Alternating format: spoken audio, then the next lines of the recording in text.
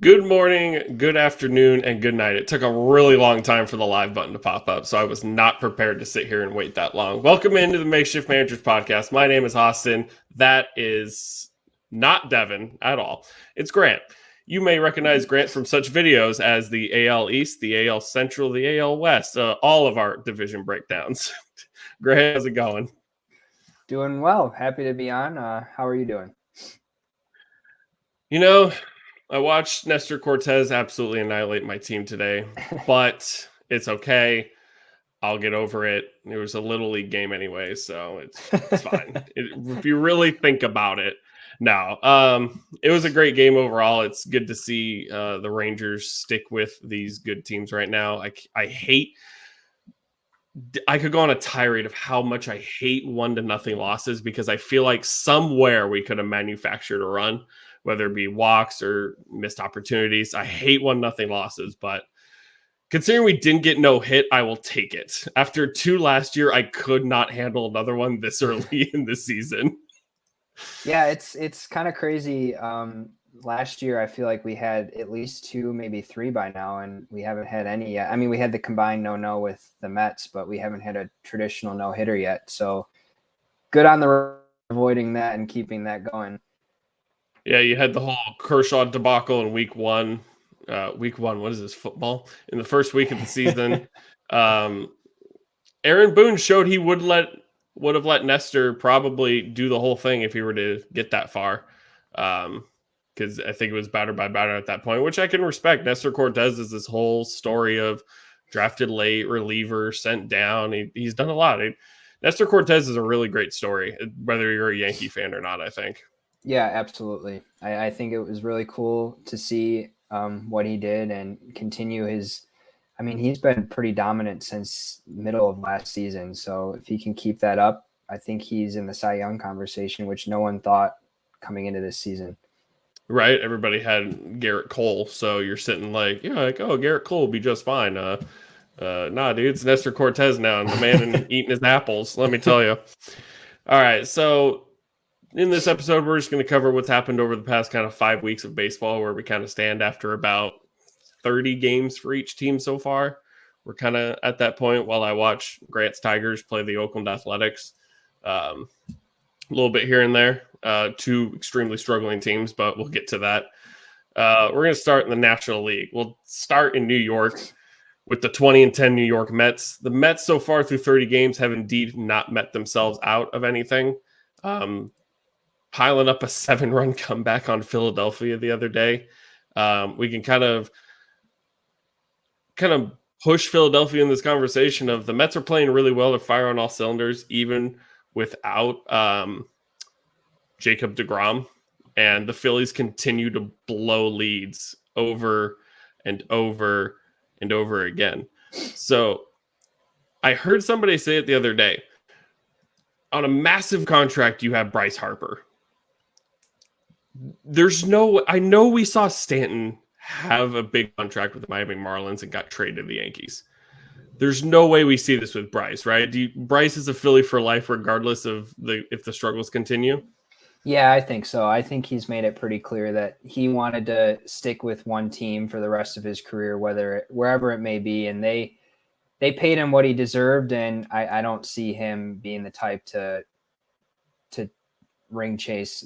Essentially, I think he wants to prove that he can build a team around him and get there that way. I mean, I'm sure it was really tough to watch his former team make it to the World Series and win the World Series literally the year after he left. So I think that just makes him even more hungry to do it, himself with the team that he got traded or got signed to. And so, yeah, I think he's going to be a Philly for life. Yeah, it's just too massive of a contract. I mean, he did live up to his word and bring a title back to DC. So he at least did that. Good for him. Good for him. We did pick the Braves in our AL so far. So what's gone wrong with the Braves? Well, they just got Acuna back, kind of. He's kind of at the point where he can DH, and which in this situation, you're looking at a great spot for the universal DH.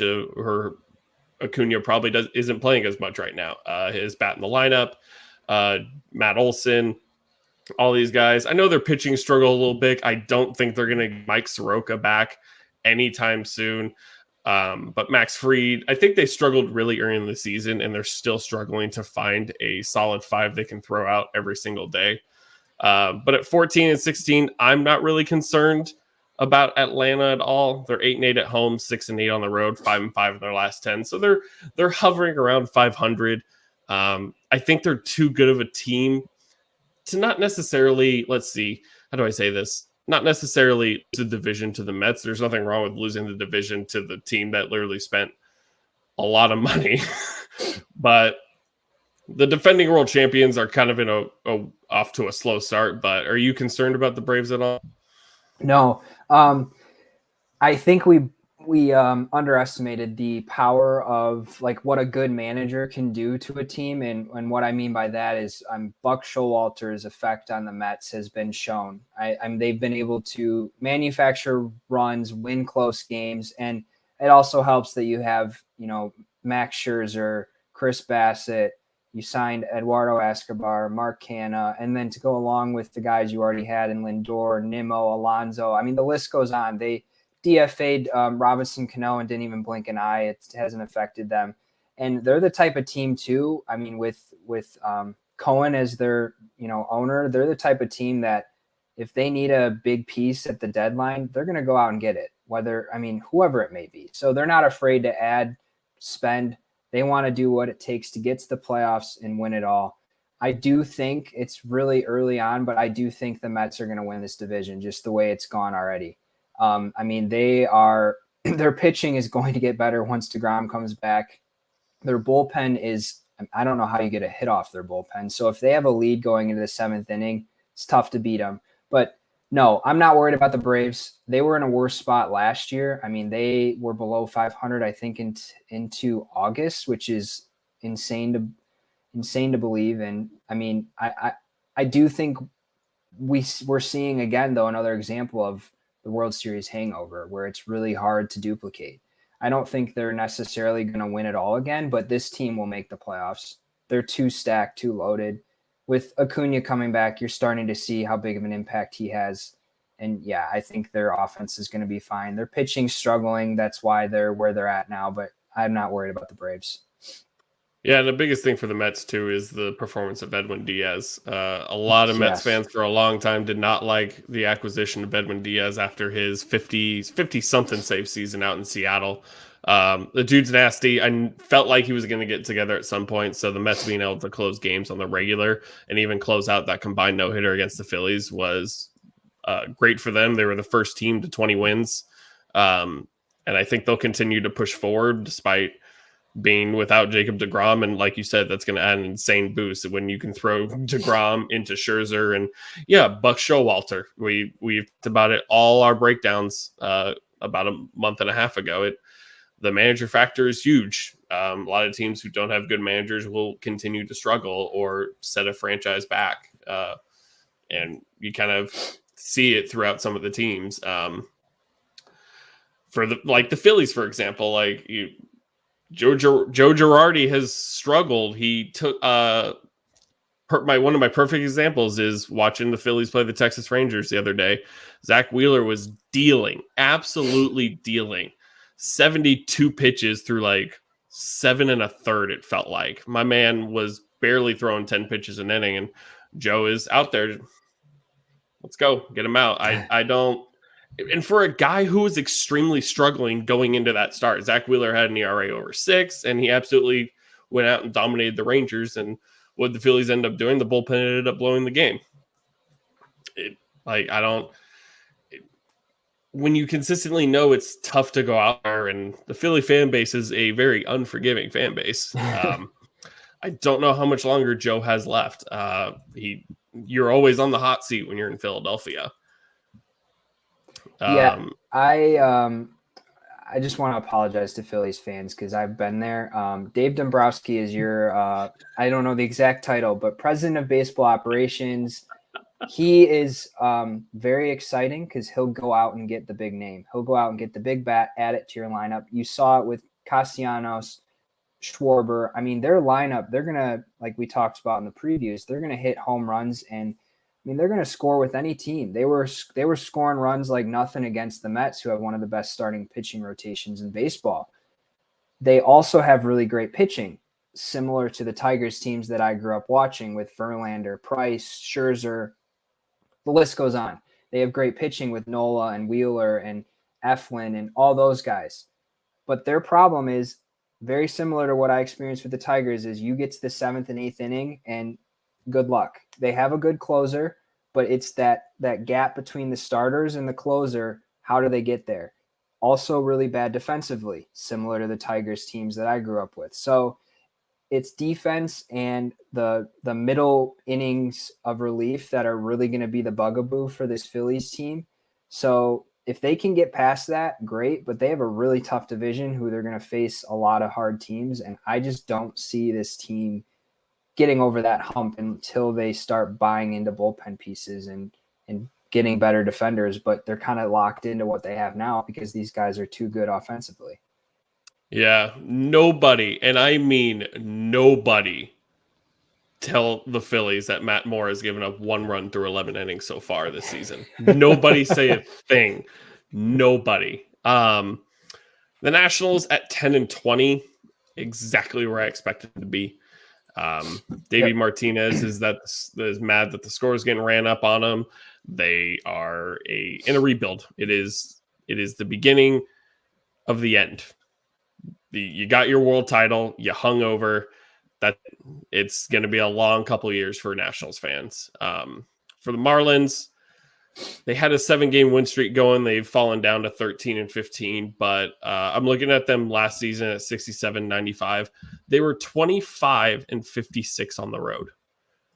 That is astronomically bad. They finished 42-39 at home. So they played over 500 at home, but they got absolutely annihilated away from Marlins Park. They were 1 pitch away from taking 2 out of 3, or maybe splitting 4 games with the Padres. You know, Jorge Alfaro told his mom that he was going to hit a bomb, so he did. But you got guys like Pablo Lopez, who has an ERA of 1, and it was half of that last start. I think the Marlins just need to take a step forward, just like a lot of the rebuilding teams do. Go out there, win 70 to 80 games, finish around the 500 mark, and then get back at it next season. You have the starting 5 to do it. You just don't have the offense to back up your 5 right now. I think Don Mattingly is a good enough manager to continue to build that team up, and I think that they've done a good job of having a somewhat decent bullpen and outstanding starting rotation. They just have to build up that offense in the offseason. Yep, I completely agree. I don't have much more to say. Starting pitching is extremely solid, very young too, so they're going to be good for a while. Build around Jazz Chisholm and Jorge Soler and go from there, because Chisholm's a really exciting, polarizing player that you want at the face of your club. But yeah, just improve from last year and go from there, because I think this team does have potential in the near future. 100%. On to the NL Central. You got the Brew Crew leading at 19-10 over the second place Cardinals at 16-12.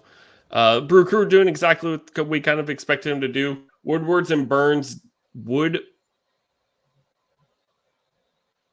Woodruff and Burns exactly had a rough start to the season, but kind of exactly fell where we expected them to be. Solid starting pitchers. I have no idea how Christian Yelich is doing right now, so let's find out right now. We're going to find out with everybody. He's turning into his old self. I wouldn't say he's back to his MVP season, but he's coming around. 248, 4 home runs, 17 RBIs. Yeah, not MVP, but definitely better than he was before. He finished with 248 last year, so I think he'll be just fine. Will he ever be MVP type player again? It's really hard to get back to that point once you've kind of fallen off, but this team has done really well. The acquisition of Willy Adames has been really good. That's been a great trade for them all around.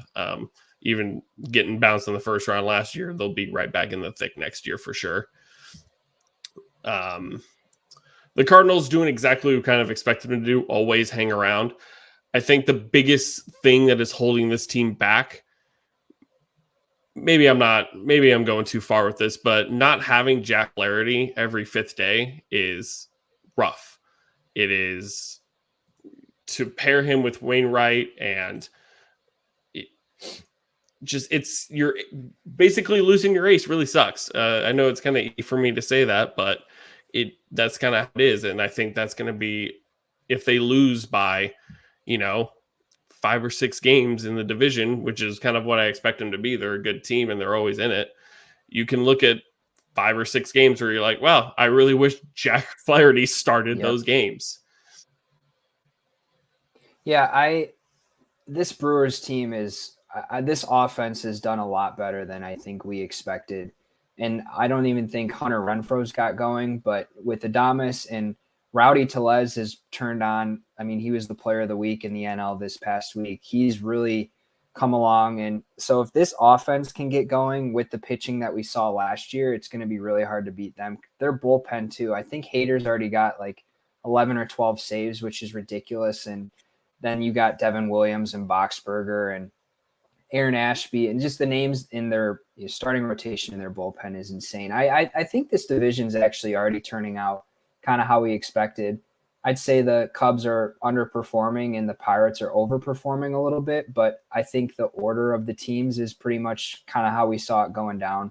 I wouldn't be surprised if the Cardinals, like you said, find a way to make it into the playoffs, because they do have really good bats in their lineup. But yeah, without Flaherty, it's really hard to win those big games and rely on a 40 to 41-year-old Wainwright to go out there every fifth day and give you what you need. So, I mean, they're a fun team, and I think they'll be right there at the end too.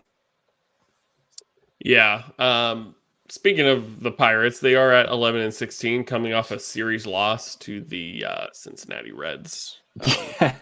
But at 11-16, they locked down Ke'Bryan Hayes earlier in the season. They haven't been able to lock down Brian Reynolds, but Brian Reynolds can't go anywhere anyways. So they're an okay team. They kind of lack the starting pitching that I think would blow anybody away. So I think kind of that's going to be one of their biggest problems, is finding what to do next. Maybe they can trade for Chris Archer or something. But they are probably, I would call it, let's see, if a rebuild, let's say a rebuild takes 6 years, let's just throw a number up there, I would say they're in year 3 or 4. They're like, I feel like they're dead center in a rebuild, that they still have a decent amount of time to go, but they do have pieces to kind of push them up a little bit. 11-16 is not the worst place to be after finishing 61 and 101 last year. So I will take under five games under 500 early in the season. It's not terrible. Yeah, and this division, the good thing for them with the way the Cubs are playing and the Reds are playing, this division, they can win a lot of games. I know you just said that the Reds won a series against the Pirates, but they'll be playing these teams a lot more, so they can get some easy wins from there and just accumulate. And like you were saying about the Marlins, just try to gradually improve during their rebuild, which is all you can ask for. Yeah, you got the Cubs at 9-18. Severely underperforming. Marcus Stroman, who is kind of supposed to be the guy right behind Kyle Hendricks, severely struggling right now, giving up a lot of runs. But you kind of look at this team, it still kind of looks like a ragtag group of guys outside of, their 2 biggest signings were Stroman and Seiya Suzuki. Seiya Suzuki has kind of cooled off a little bit, still a good player. Marcus Stroman, like I said, has struggled mightily. At 9-18, they have a long way to go. If this is how their season's going to be, this is year 1 of 6 for them. They have a very long way to go before they can be relevant again. Yeah, I'm a little surprised with how Stroman, like you said, has really struggled. He just went on the injured list too. And like a lot of these, like they signed Clint Frazier, he's hurt. They signed Andrelton Simmons, he's hurt. So they haven't seen what their team's full potential is, but they're just not scoring runs either. And Seiya's really slowed down. And I think it's hard to expect a guy to come from overseas and be the guy for your team when it's his first time in the majors. So I think he's kind of feeling the pressure, but I'm sure he'll bounce back. But yeah, this Cubs team is, I think, in for a rough awakening this season. Yeah, and then you got obviously the Cincinnati Reds, who they've had about 1 win a week. They're averaging 1 win a week right now at 5-23. It is a nightmare out there. I'm not going to sugarcoat it. It's really fucking bad. I think Luis Castillo is making his debut either tonight or tomorrow. I can't remember if they even play tonight. He is making his debut tonight. And coming off of a really bad season, I love Luis Castillo as much as the next guy, but the second he shows any signs whatsoever of being good, he's gone. Because the second he picks up trade value, starting pitching is always a need for contenders. I don't know where he would go, but I think the second him and Malley put it together and have value, they're gone in an instant. And then Joey Votto will be like Will Smith on the last episode of Fresh Prince of Bel-Air. Just in an empty room. There's just this is year 1 of 40 of the rebuild for the Cincinnati Reds. There is no hope. Like, you have Jonathan India. Yeah, I tweeted something out before this season when they just 2 years ago they were in the playoffs, and then obviously they couldn't afford to re-sign Trevor Bauer, and obviously that went a whole different direction. But then they traded away Winker and Suarez, and it's like, okay, where is this team going? And I tweeted something out that said it looks like it's going to be a long year for Cincinnati. And I had a lot of pushback where people thought, no, they're doing smart moves. They're selling these pieces to get value out of them in return, and we're going to still build around the pieces we have. Okay, that's all fine and dandy, but they don't have any pieces like currently. Votto's their only piece, who's 39, and he's on the injured list. And I mean, they've got Tommy Pham, who's good, but again, once he shows like some consistency, they're gonna trade him away at the deadline too. This team is gonna be in for a long second half. Once the deadline hits, it's gonna be a whole different list of names, and right now I don't recognize a lot of the names to begin with, so it's gonna be rough. Yeah. Yeah, you talk about when you get towards the middle of the season, the dog days of summer, and guys are grinding in and out. The dog days of summer are here now for the Cincinnati Reds. Everybody's grinding now. I remembered one of your tweets. I had to go back and look, but it was like Reds go up 3-0 in the top of the first, immediately give up 6 unanswered runs. It's like, okay, well, and like I know I feel like Hunter Green is going to be a successful pitcher, but it's going to be a long road for him too. Their starting pitching is getting absolutely mashed day in and day out.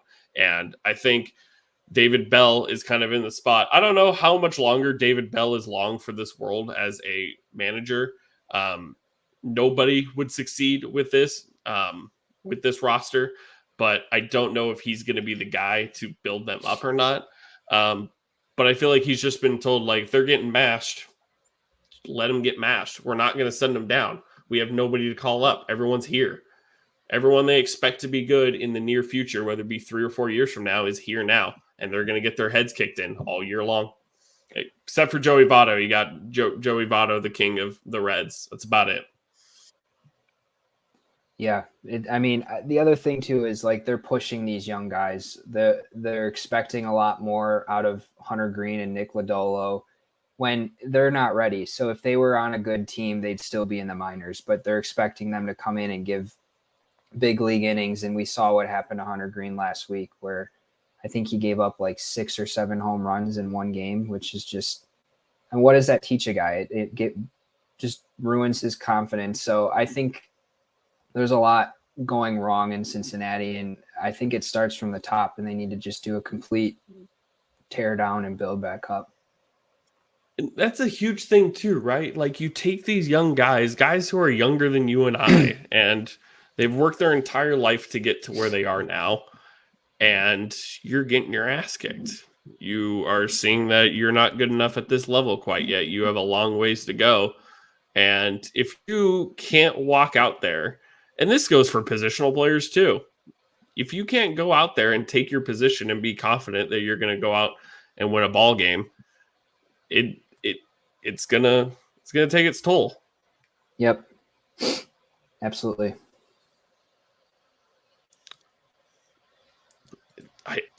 it's tough for me to say these guys are going to develop well when they don't know when the Reds can be good again. It's a huge problem to look at. Like this isn't just a rebuild. This is terrifying. This is 18. Somebody said it. This is 1899 Cleveland Spiders bad. This is really bad. Yeah, they might not win 30 games. It feels like when I'm comparing them to when the Tigers started their rebuild, and we kept the pieces we could as long as we could, whereas they're just trying to sell immediately and get these prospects that they haven't even really given enough chance to see. So who knows what these guys are going to even be like in a couple of years down the line. So it's like, what are you building on if the guys that your young prospects like Hunter Green are in the majors already and just struggling? I mean, they need to have some sort of semblance of a professional team at the major league level. And then once that team is able to, put together some wins, that's when you then bring up these young guys. I don't think they're handling the situation right at all. And that's a huge thing when you said, like, if they were on a different team, they would still be in the minors. They don't get the luxury of struggling and then kind of getting a break. Right. Like Hunter Green could get shelled, but he doesn't get to AAA, dominate for a couple weeks, kind of be like, okay, I'm back in the groove, and then come back. No, he's going to get shelled, and then he's going to go out there and get shelled again and again. And he's just kind of being forced into this situation of kick me while I'm down. Like, you need to get back up. Like, right. Well, he might not get back up. That's the problem. There is no break. So we could talk about this for hours, but I'm sure we'll be back here in a month. They'll have 10 wins, and then we'll talk about it more. The NL West, a complete difference from the Reds, a division of over 500 baseball. Start at the very top with the 19-7 Los Angeles Dodgers of Anaheim. Wrong team. Team ERA of 2.07. Clayton Kershaw, really wish you were a Texas Ranger right now. Clayton Kershaw, killing it. Julio Urias, killing it. Walker Buehler, killing it. Tony Gonsolin, Tyler Anderson, killing it. This is far from my prediction so far of this rotation not finding its feet early. They have found and they have hit the ground running. They haven't need to score a whole lot of runs with a dynamic offense of Betts, Freeman, Turner, all these guys. When your team is giving up less than 2 runs a game, you're going to win 100. You might go 2001 Mariners on everyone and win 120 games, it feels like. It's freaking nuts what the Dodgers are doing right now.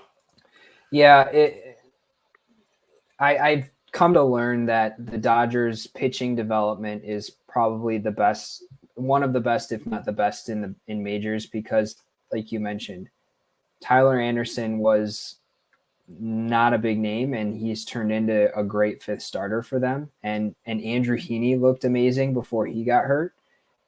They've got Dustin May that'll be coming back at some point in the middle of the summer.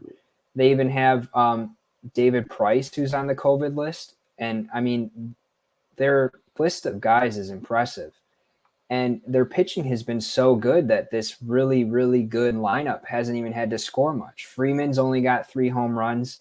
Max Muncy he's known as an OBP guy, not an average guy, but his batting average is, I think, below 150 right now, and he's only got a homers. Mookie hasn't been playing well. So my point is, this offense has not even been clicking yet, and they're still 19-7. So yeah, this team is built for the long haul. They're good enough where one guy can be basically carrying this lineup because the pitching staff just holds down the other team. So it's gonna be a good year for the Dodgers. I definitely see them winning the division again. I think this would be their 9th straight, or no, the streak got broken last year. The streak got broken last year, correct. Okay, so yeah, I think they're going to to be win like 9 out of 10. Yeah, 9 out of 10, and I think you might see them in the World Series, just how it's going. Yeah, I mean, Dave Roberts might pull a whole Clayton Kershaw's down there somewhere when calling to the bullpen, and that'll be their only downfall. Yeah. I feel like that's literally the only way they could ever lose a playoff series at this point. um, but yeah, I can't even sit here and tell you like they'll level off. Like I don't, their team ERA probably won't stay 2 the entire time. That would be nuts to keep that through all season long. But like you said, Mookie, Bellinger, Turner, Muncy, Freeman, like all these guys aren't really having the type of seasons you expect them to have, and they're not clicking on all cylinders, and they're still 19-7. Like yikes, they are killing it, and they will continue to kill it. But not far behind them, the Slam Diego Padres at 19-10, a game and a half behind the Los Angeles Dodgers. AJ Preller has done everything he could again and handed Bob Melvin the best roster he could. For the most part, healthy outside of Fernando Tatis Jr. and Blake Snell. I believe those two still haven't gotten any reps thus far. But Mackenzie Gore has stepped in masterfully. There we go. From a guy who, Mackenzie Gore, great prospect, don't get me wrong, barely highly touted prospect, but he struggled last year a little bit. It seemed like a little like he wasn't ready for the big leagues, but he's come out and been like, hey man, we need you to be number 5. You know, we have this lineup of dudes of Darvish, Manaea, Musgrove, and oh Lord, Clevenger. Thank you, Mike Clevenger. And Mike Clevenger just came back and had a great game against the Guardians. They have a very solid rotation, and Manny Machado is doing exactly what we said he needed to do when we did our breakdown. Manny Machado has needed to carry this team. He's doing it to a batting average of 385. I believe he has... how many homers does he have? Where are you at, Manny? He has 42 hits, which is 5 more than the next guy. He's got 7 home runs. 7 home runs, 21 RBIs. Manny Machado has had to single-handedly win games, and just the other night, Padres beat the Marlins 2-1 off 2 Manny Machado solo shots. So Manny Machado, in the sense, you know what I mean, single-handedly won him a game in that situation. Somebody who has significantly surprised me, and Devin's going to love this one because we all know Devin hates Eric Hosmer. Eric Hosmer has really stepped up. I'm not going to say he's lived up to his contract now. It's way too late for that. But Eric Hosmer is batting 351, and he's really been the Tatis in this situation. The other guy who's bats around or near Manny and gets on base and drives in runs. And this team has really needed that for sure, because for the corner outfields, it's a nightmare out there. Trent Grisham really hasn't found who he is out in center. You have Jurickson Profile playing left field, which is not ideal. You have Jesus Azocar playing right field. You have Matt Beatty playing right field. In such a good team, it still feels like a mess sometimes for San Diego. Jake Cronenworth is a great player. Ha-Seong Kim has filled in decently for shortstop, and CJ Abrams has played somewhat well. Austin Nola could be better for them, but the Padres have kept doing enough to win ball games and stay in it early, because it is very easy right now to fall behind the Dodgers very quickly. And if that happens, it'll be hard to catch up. But I assume AJ Preller will go out and get a corner outfield at some point if they continue to falter in that area. But San Diego has just done enough to keep pace almost with the Dodgers, and I feel like that's exactly what they've needed to do. They've really surprised me, especially without Tatis. Their starting rotation is, loaded, and without even Blake Snell back. But yeah, this rotation is really deep. They're doing what they need to do, and the bullpen is a good group of guys that all have their specialties, so they can plug in, put guys in certain different leverage situations and let them do their job. So And I think, again, this is another situation where the manager is playing a big role. Bob Melvin, continually overperformed with what he was given at the A's, and now the Padres, are willing to actually spend money and go out and buy pieces. So I think they're going to be good for a while here. I think Manny Machado is definitely the NL MVP favorite right now. He has to be. I mean, he's carrying, like you said, he's carrying this offense. Hosmer's obviously doing really well, but outside of that, these guys aren't really putting up the numbers that you'd think would give them the record that they have. So hats off to their pitching and Machado, and I think they're honestly just trying to stay above 500 until Tatis gets back, because then that'll change everything. So yeah, it's a tough division for them, but I think they have a shot at the playoffs the way they're playing. Yeah, and shout out to AJ Preller for going out and getting Taylor Rogers. Taylor Rogers has been great for them as well, for them to be able to close out games with. Their bullpen's been a little bit shaky here and there, especially with like Tim Hill. You kind of got that lefty specialist who has struggled really bad, but Taylor Rogers has been really good for them. Like him a lot. The San Francisco Giants, of course, everyone knows today's word of the day is regression.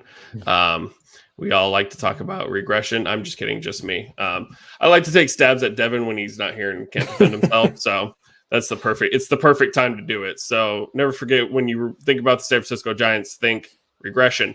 The San Francisco Giants at 16-12, given what has happened to them, is a very solid record for them. They have, they're without Tommy La Stella. They were without Brandon Belt. They were without a lot of their team for a good week and a half. Still think there might be a decent amount of guys out for them right now.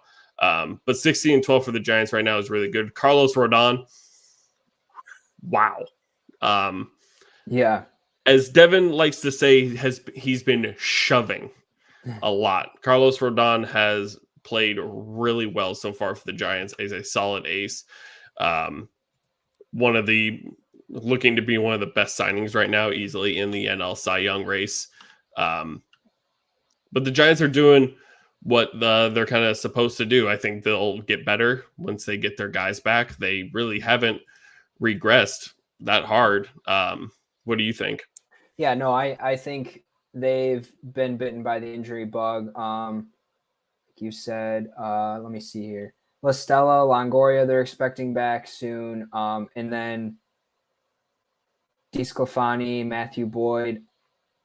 Oh, he's on the 60-day IL, so he'll be out for a while. But still, I mean, the Farhan Zaidi's got this good analytics department, and they're gonna find as much. They're gonna squeeze as much value as they can out of these guys, and it's been proven. Logan Webb's been a little shaky, so if he can return to where he was at last year, I mean, with him and Rodon, they're one of the better 1-2 punches in baseball. So, especially pitching in the park that they're in, so that'll help. Their offense, I mean, you look at their lineup and it's like, really, this team won 100 some games, but they do it. I mean, and they're proving to do it too. I don't think they're going to be toe to toe with the Dodgers this year, but I wouldn't be surprised if they're back in the playoffs. And if they get in the playoffs, tough team to beat because they're very situational. They're the hit and run, the bunt and steal type of team that just manufactures runs. So it's a dangerous team for sure. Yeah, once they get some of their older guys back, which is so weird to say, but they'll be really good. 16-12 for the Rockies as well. They started off really hot. They've kind of cooled down a bit. The Rockies kind of once again are kind of in a spot where they'll always have the offense. CJ Cron has been out of this world for the Rockies, a signing I believe that came out of last year, but he's been great for them. I'm a little salty about the Rockies because of the way they beat the Rangers in the two losses they had. Grichuk robbed 3-run home run off Corey Seager, and the umpires called sliding into second base interference on Garver to end the game. So a little bit salty about the Rockies, but they've played well. They're 11-5 at home, 5-7 on the road. So kind of the Rockies that you kind of expect to not play well on the road, but in a tough division to be 16-12 right now, along right there with the Giants. If you could play some of your teams hard, I believe they took 2 out of 3 from the Dodgers early in the season. They kind of took advantage of some Dodger miscues. They've put it together. I don't know if they can sustain. It's really hard for me to think the Colorado Rockies can sustain anything. They always seem to surprise us a little bit and then kind of fall off. But Austin Gomber and Chad Kuhl have been really good for them at the back end of the rotation. I love Herman Marquez. I think that dude is nasty and can throw a perfect game any day now, it feels like. But for the Rockies, 16-12, I'm not going to say that's where I would have had them after 28 games. I would have probably had them lower, but I think that's a solid place to be at right now. It honestly, if everyone's over 500 in this division, everyone in this division is in a solid spot. I really don't have anything bad to say about the NL West, it feels like. No, I'm with you, and it's impressive. I'm not entirely sure how often these teams have played each other yet, because you would think that there'd be a little bit more disparity between them. But I mean, they're doing this without Chris Bryant too. I'm a little worried about that. He's got back discomfort, and he's had that in the past. He's been kind of an injury-prone guy, so that huge contract's looking a little iffy in my opinion. But yeah, their offense is always going to excel, and getting Grichuk over there, who's always been a home run guy, he's easily going to hit 30 home runs. And CJ Cron, I'm so mad that the Tigers didn't bring him back, to be their DH. But he's been great. So yeah, their offense is not an issue. It's can guys like Gomber and Kuhl continue to stay hot? No pun intended. Cool, hot. So we'll see if they can continue to do what they're doing now. If they can, then I think they have potential to be above 500, around 500. But with the Padres and the Giants and the Dodgers, I don't see this team making the playoffs. But it's a fun team to watch. Yeah, the dog is having a great time. I don't care what he's doing. I muted myself for that reason. Sorry. It's all good. Dogs will be dogs. But yeah, in a stacked division, it almost feels like the three teams ahead of them are going to make the playoffs, and that doesn't leave a whole lot of room, and you got to compete with the Braves and the Cardinals. So I think they could be in the race for a little bit, but I think come August, late August, September, it's going to be like, okay, the Rockies are starting to fall out. And yeah, I don't think they've played a whole lot of divisional games thus far. So it is weird to see, especially the Diamondbacks at 15-14. But we should see some disparity at some point that will kind of separate these teams once they start playing each other. I think the Giants and Dodgers have played only twice, it feels like, and the Padres and Dodgers have only played a series thus far. Scheduling is weird. Scheduling is really weird. I've seen some wild schedules this year. I think I saw like the Yankees host Chicago, play somebody else, and then go play the White Sox. And I'm just like, wait, why are you playing the White Sox 6 times in 10 days? Like, just what? Yeah, like every AL team plays every AL team, but it seems like the out of division matchups, like I think, I'm trying to think of who the Tigers played, but like the Tigers have already knocked a team off the list because they went there. I think it's, I can't remember, but like you said, the Yankees play the White Sox and then have like a 2-game series, and then they host the White Sox. And it's like, okay, their White Sox are off the schedule. I think wouldn't you want to spread that out a little bit? But it's interesting. I think they're trying to backload it so that there's more division matchups towards the end of the season, because that's what makes it more exciting. You want to see the Red Sox and Yankees fighting towards the end, and Dodgers, Giants, and things like that. Before we get to the Yankees and Red Sox, real quick, we'll just talk about the Diamondbacks. They've Zach Gallen, really good. Ketel Marte. This team has played well enough. I think we're all surprised that they are not kind of where the Reds are at like 5-23. I wouldn't say that, but I think 15-14 is a little surprising for the Diamondbacks. But I think once they start playing divisional games is where they're going to run into problems, because it is as simple as this: to set a bar very, very high. The Diamondbacks are still the worst team in this division. You are 15-14, and you are at the bottom of your division. You would be in third place in the Central. You would be in second place in the East. If you go over to the American League, you'd be in fourth in the AL East, but you would be in second place in the AL Central, and you would be in third place in the AL West. And you're at the bottom of your division in the NL West. There's nowhere to go for them. It is. They talk about this glass ceiling. You want to go and shatter it. They have a concrete wall. Yeah, I mean, I'm looking at their pitching stats, and it's pretty impressive what their rotation's done. But you play the Dodgers X amount of times, the Rockies. I mean, in Colorado too is really hard. So you go to Colorado, you play the Padres, you play the Giants. Everything will start to stabilize, but it is good to see improvement. And I do hope that they're not the team they were last year because, I mean, we're talking about the Reds. The Diamondbacks weren't that bad, but like they did lose, I think, 21 out of 23 or something crazy last year. And I don't care what team it is, you never want to see something like that in any sport. It's just, you feel bad for the fans. So it's good to see that they're improving for sure. Yeah, and it'll be interesting, next year because they'll be in a spot where they start playing their division less. We'll be in a spot where everybody's playing everybody, and you're going to cut divisional games, and you're going to cut here and there. So it'll be interesting. They'll still have to play the Dodgers, Padres, Giants, and Rockies all about 15, 17 times. But next year when that gets cut down to about 10, it'll start to get really interesting when a lot less divisional games.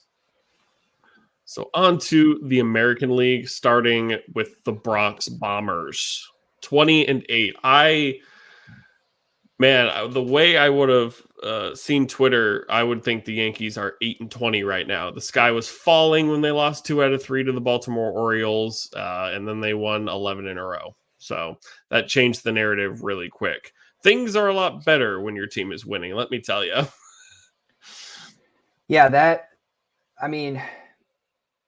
the AL East, I think, was a crapshoot from the beginning because you had the 4 teams that we all thought, it's just a matter of who wins the most games. And the Yankees are proving that the acquisitions they made in the offseason, I mean, Brian Cashman is looking like a genius because everyone was, doubting, why didn't we get Correa? Why didn't we get Seager, Story, all these big names guys? And then they get Kiner Falefa, who isn't as big of a name, but he's a defensive stud, along with Donaldson. So they've got that side of the infield locked down. And then Glaber goes back to his natural position. LeMahieu can play anywhere. Rizzo's a great first baseman. Plus he knows how to pull the ball to work that short porch. So all of these offseason acquisitions came together and it's like, wow, they have a really complete team. Not to mention that Joey Gallo is really struggling right now. So if he can figure out how to hit some home runs, good luck trying to, outslug this team. And I mean, we all saw today, nasty Nestor Cortez, what a great story he is. And no offense to your Rangers, but to have him as, a kind of unsung hero, a guy that they weren't even really expecting to get a whole lot of value out of this year. And he's arguably their number 2 behind Cole it's really impressive. And Severino is returning to form too. So this team, I mean, their bullpen, I think, is probably the best, if not one of the best in the majors right now with all the metrics. So once you get to the 6th, 7th, 8th inning, good luck scoring on them as well. So it's a solid team.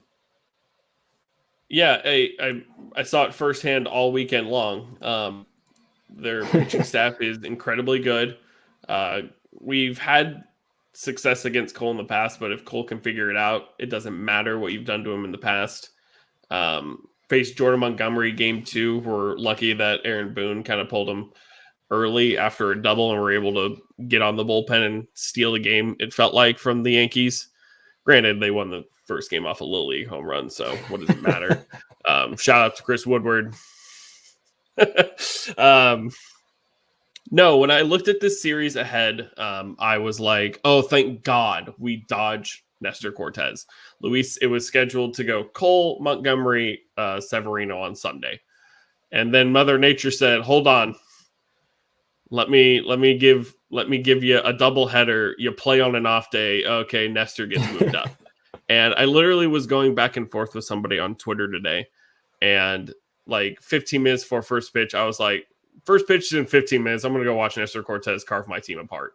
I'm not deleting the tweet because I knew I was going to be right. Like, Texas Ranger fan until the day I die, but Nestor Cortez is on a different level right now.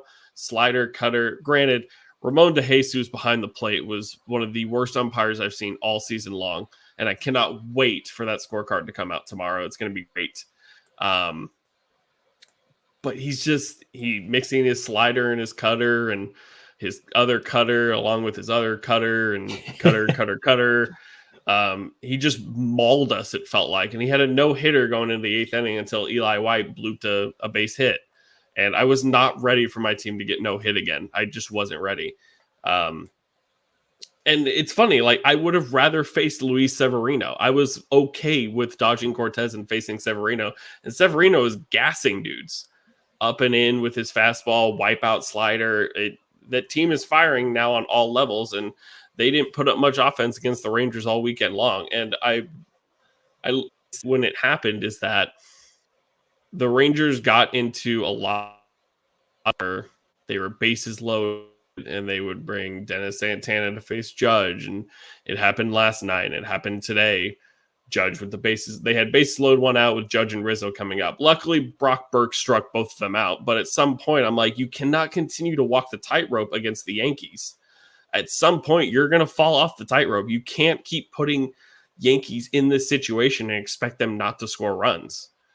Like, we got away with it, and we don't have to play them again till October. But you can't get away with that with the Yankees every single day. I don't know who they play next, but once that offense starts firing again, their pitching is on all cylinders right now.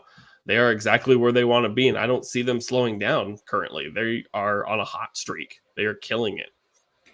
Yeah, I think that they'll regress to the mean a little bit as they start to play the Blue Jays and the Rays, and for whatever reason, the Orioles seem to be their kryptonite. But once they play their division a little bit more, I think things will normalize. But they, from top to bottom, are a really solid team. I mean, they're even getting good value out of Aaron Hicks right now, and he's been really banged up the past few years. So the Yankees could do it all this year. I'm not saying they're gonna necessarily win the World Series, but it wouldn't surprise me. Yeah, I mean, they do have it. I don't know what they go out and get at the deadline. I think it'll depend on who's hurt. Their bullpen has had moments of being great and then a little shaky moments, so maybe it's a bullpen arm that they go after. It'll be really interesting to see there. Moving down to the Tampa Bay Rays at 18-11. Look, they're going to do it every time. It doesn't matter. They got Shane Baz, they got McClanahan, Ryan Yarborough just came back recently, Drew Rasmussen, Corey Kluber. There is something going on in Tampa Bay and San Francisco, and of course it's on each side of the states. There's something going on, and I would like to know whether it's cheating or not. I want to know. It's a pitching factory out there. And I think Chris Archer last season was their first failed experiment in what felt like 10 years. And then Manuel Margot showed that he was what nightmares are made of for the Seattle Mariners. Wow, yeah. When that team is firing on all cylinders like that, and, Kevin Cash has a bullpen full of guys who will throw 98, as he says, Tampa Bay is always going to be in it. It feels like they had a no-hitter. And the only reason why it wasn't a no-hitter is because they didn't score and they went into extra innings. This team is insanely good. It doesn't make sense to me how they have bullpen. It feels like they have bullpen days every fifth day. And when you get to September, their bullpen is pitching like they're as fresh as April. It blows my freaking mind what the Tampa Bay Rays continue to do. At 18-11, they're only 2.5 games behind the Yankees. And for a team that won 11 in a row, that is a fine place to be because they will get their hot streak. I believe, losing yesterday to the Mariners broke a 6-game win streak, a 6 or 7 game win streak, because they swept Oakland. They nearly swept the 4-gamer in Seattle. So Tampa Bay. Yeah, no, I mean, Shane Baz is on the 60-day IL. Tyler Glasnow's out, and they lost Luis Patino for the season, and yet they have a rotation that is still just as good. And these guys don't even give them 6-7 innings every time out. I mean, Shane McClanahan is a true starter. Rasmussen's turning into that, and Kluber is as well. But outside of that, it's bullpen days. And like you said, how does this bullpen have enough stamina to last a full season, especially against the teams they play in their division? It's really impressive what Cash in the analytics department has done, because they have truly found their specialties for each pitcher. And it's almost like an equation. Like they, crunch their numbers. It's like, okay, in this situation, boom, and the name of the pitcher pops up. They put that guy in the game, and then boom, he shuts it down and they win the game. It's really fun to watch because it's Moneyball right in front of our eyes. And I mean, Wander Franco is the exception. He's a generational talent. It's really cool to see them have that kind of guy to build around. But outside of that, it's just these everyday guys that get hot every once in a while. Like Margot's having a great streak right now, and I'm sure he'll cool down. And then, someone like Rosarena will come in and have a great couple weeks, and they'll just feed off each other. It's a team that's built for the playoffs again. And it's just crazy to see what they're doing, especially in a division where the Yankees exist and they're known for, buying their talent. So it's always fun to watch those two teams play, because it's like David versus Goliath, but they're both just really good at what they do. It's just the way that they do it is so different. Yeah. The Toronto Blue Jays at 17-13. They are 4-6 in their last 10. They've struggled a little bit holding leads. They are struggling to bridge away to Jordan Romano. Jordan Romano is absolutely killing it right now. He already has 12 saves, along with Rogers, who has 11, Hader, who has 11. But I got a early piece of them in the season with the first 3 games with the Rangers, and to no surprise, they are an offensive powerhouse, exactly where you expect them to be. Kevin Gausman, out of this world. Jose Barrios, it's his first start, really good. Hyun-Jin Ryu, not so much. Ryu really struggling right now to get going. Who am I missing? Kikuchi has been middle of the pack. He's the 5th starter. That's fine. I did not expect him to have an insane season or be like this savior in the back of the rotation. I think he is exactly what they expected him to be. And the offense will always be there. You have Springer, Bichette, Guerrero, Hernandez, Gurriel. They are an offensive powerhouse. They'll be okay. It's just gonna be getting to Romano. Romano, I think, has only blown 1 save. But they're, like I said, I don't know how many times I can keep saying it if I sound like a broken record, but getting to him is a problem right now. Yeah, I found it interesting when Teoscar Hernandez was hurt for a little while, and Bichette was really struggling. This was like a week to 10 days ago. Their lineup actually did not look as deep as everyone thought. I mean, you've got Springer, Bichette, Guerrero, Gurriel, and Chapman, but after that, their bottom 3 isn't the strongest. So I would not be surprised at the deadline, if they're in it still, that they'd go out and get an outfielder to, because they traded for Tapia, which I didn't really understand, and I mean, he's a good plug and play guy right now, but I think they'll go out and get a big name.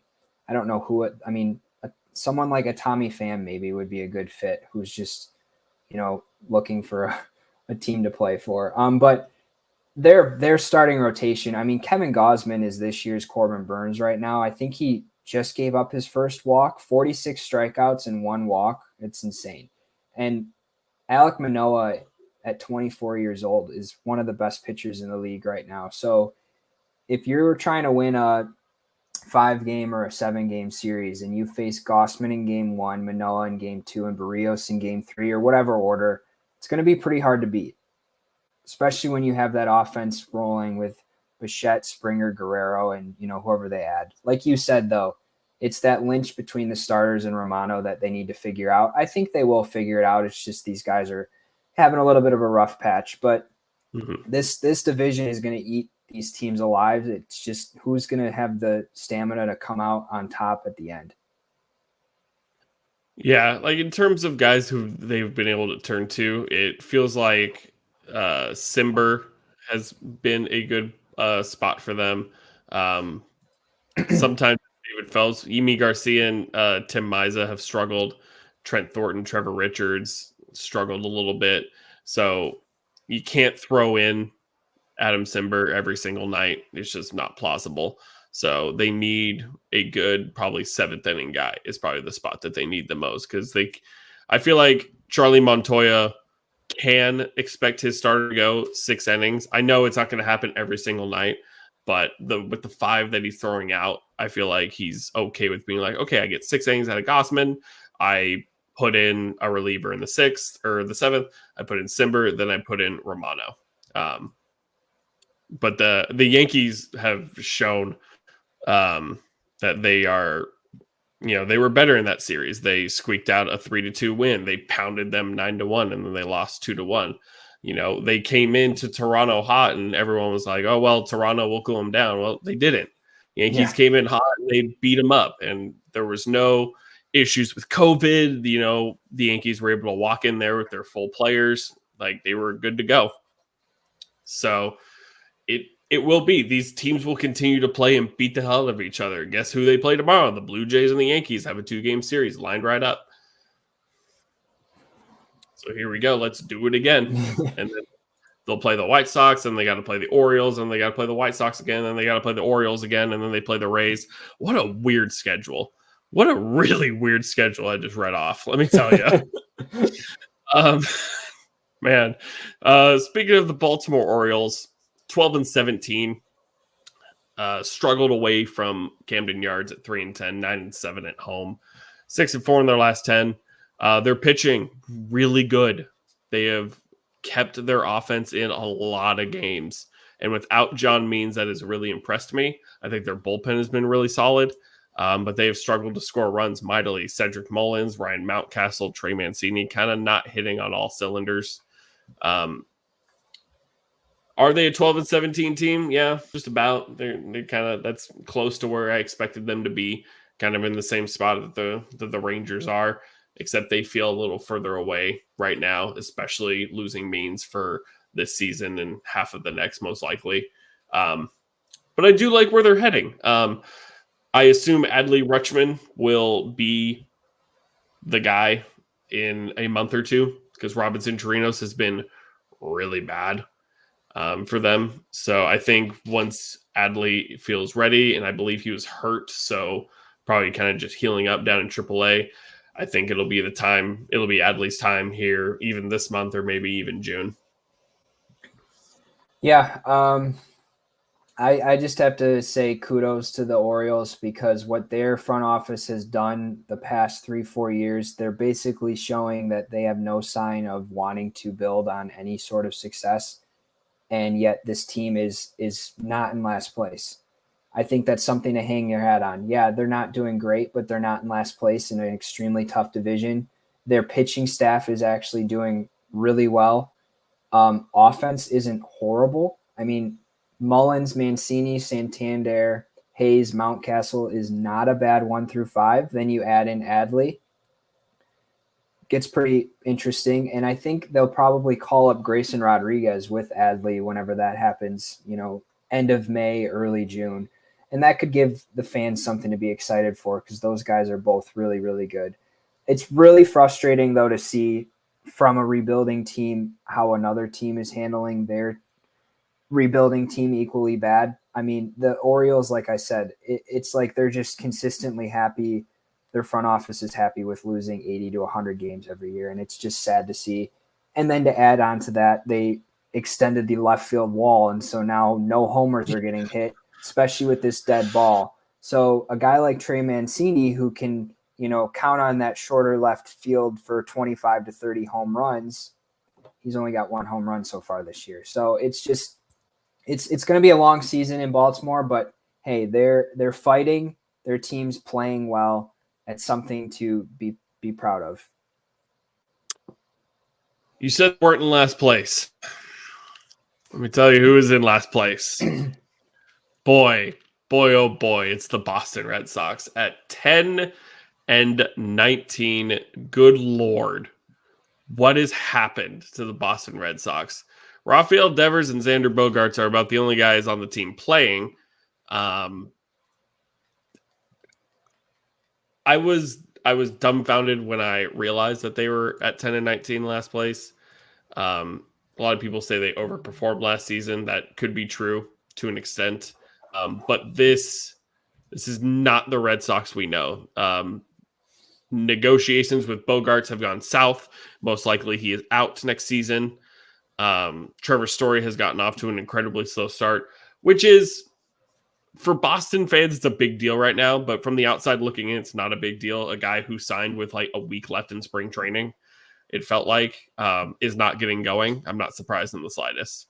Kind of in a new ballpark where the air is not as thin, kind of not surprised. Trevor Story will be fine. Trevor Story will move to shortstop next season once Xander Bogaerts goes. Rafael Devers is considerably playing out of his mind per usual. But, oh boy. Are you hitting the panic button? I know it. Yes, I am. I don't think they're a last place team, but they're not. The way they're playing, they're not making the playoffs. Especially, I mean, if they were in a different division, it would be different. But with the Rays, Yankees, Blue Jays, you play them 15 more times. I mean, I think it all started, I hate to say it, but Trevor Story signing really screwed things up for them. It was exciting to bring a guy in like that. But when you don't pay two of your homegrown talents in Devers and Bogaerts, and you bring in Story, and now Story's the highest paid player on your team, what does that say to a guy like Bogaerts, who is, given his blood, sweat, and tears to this team? He comes in every day, plays his heart out.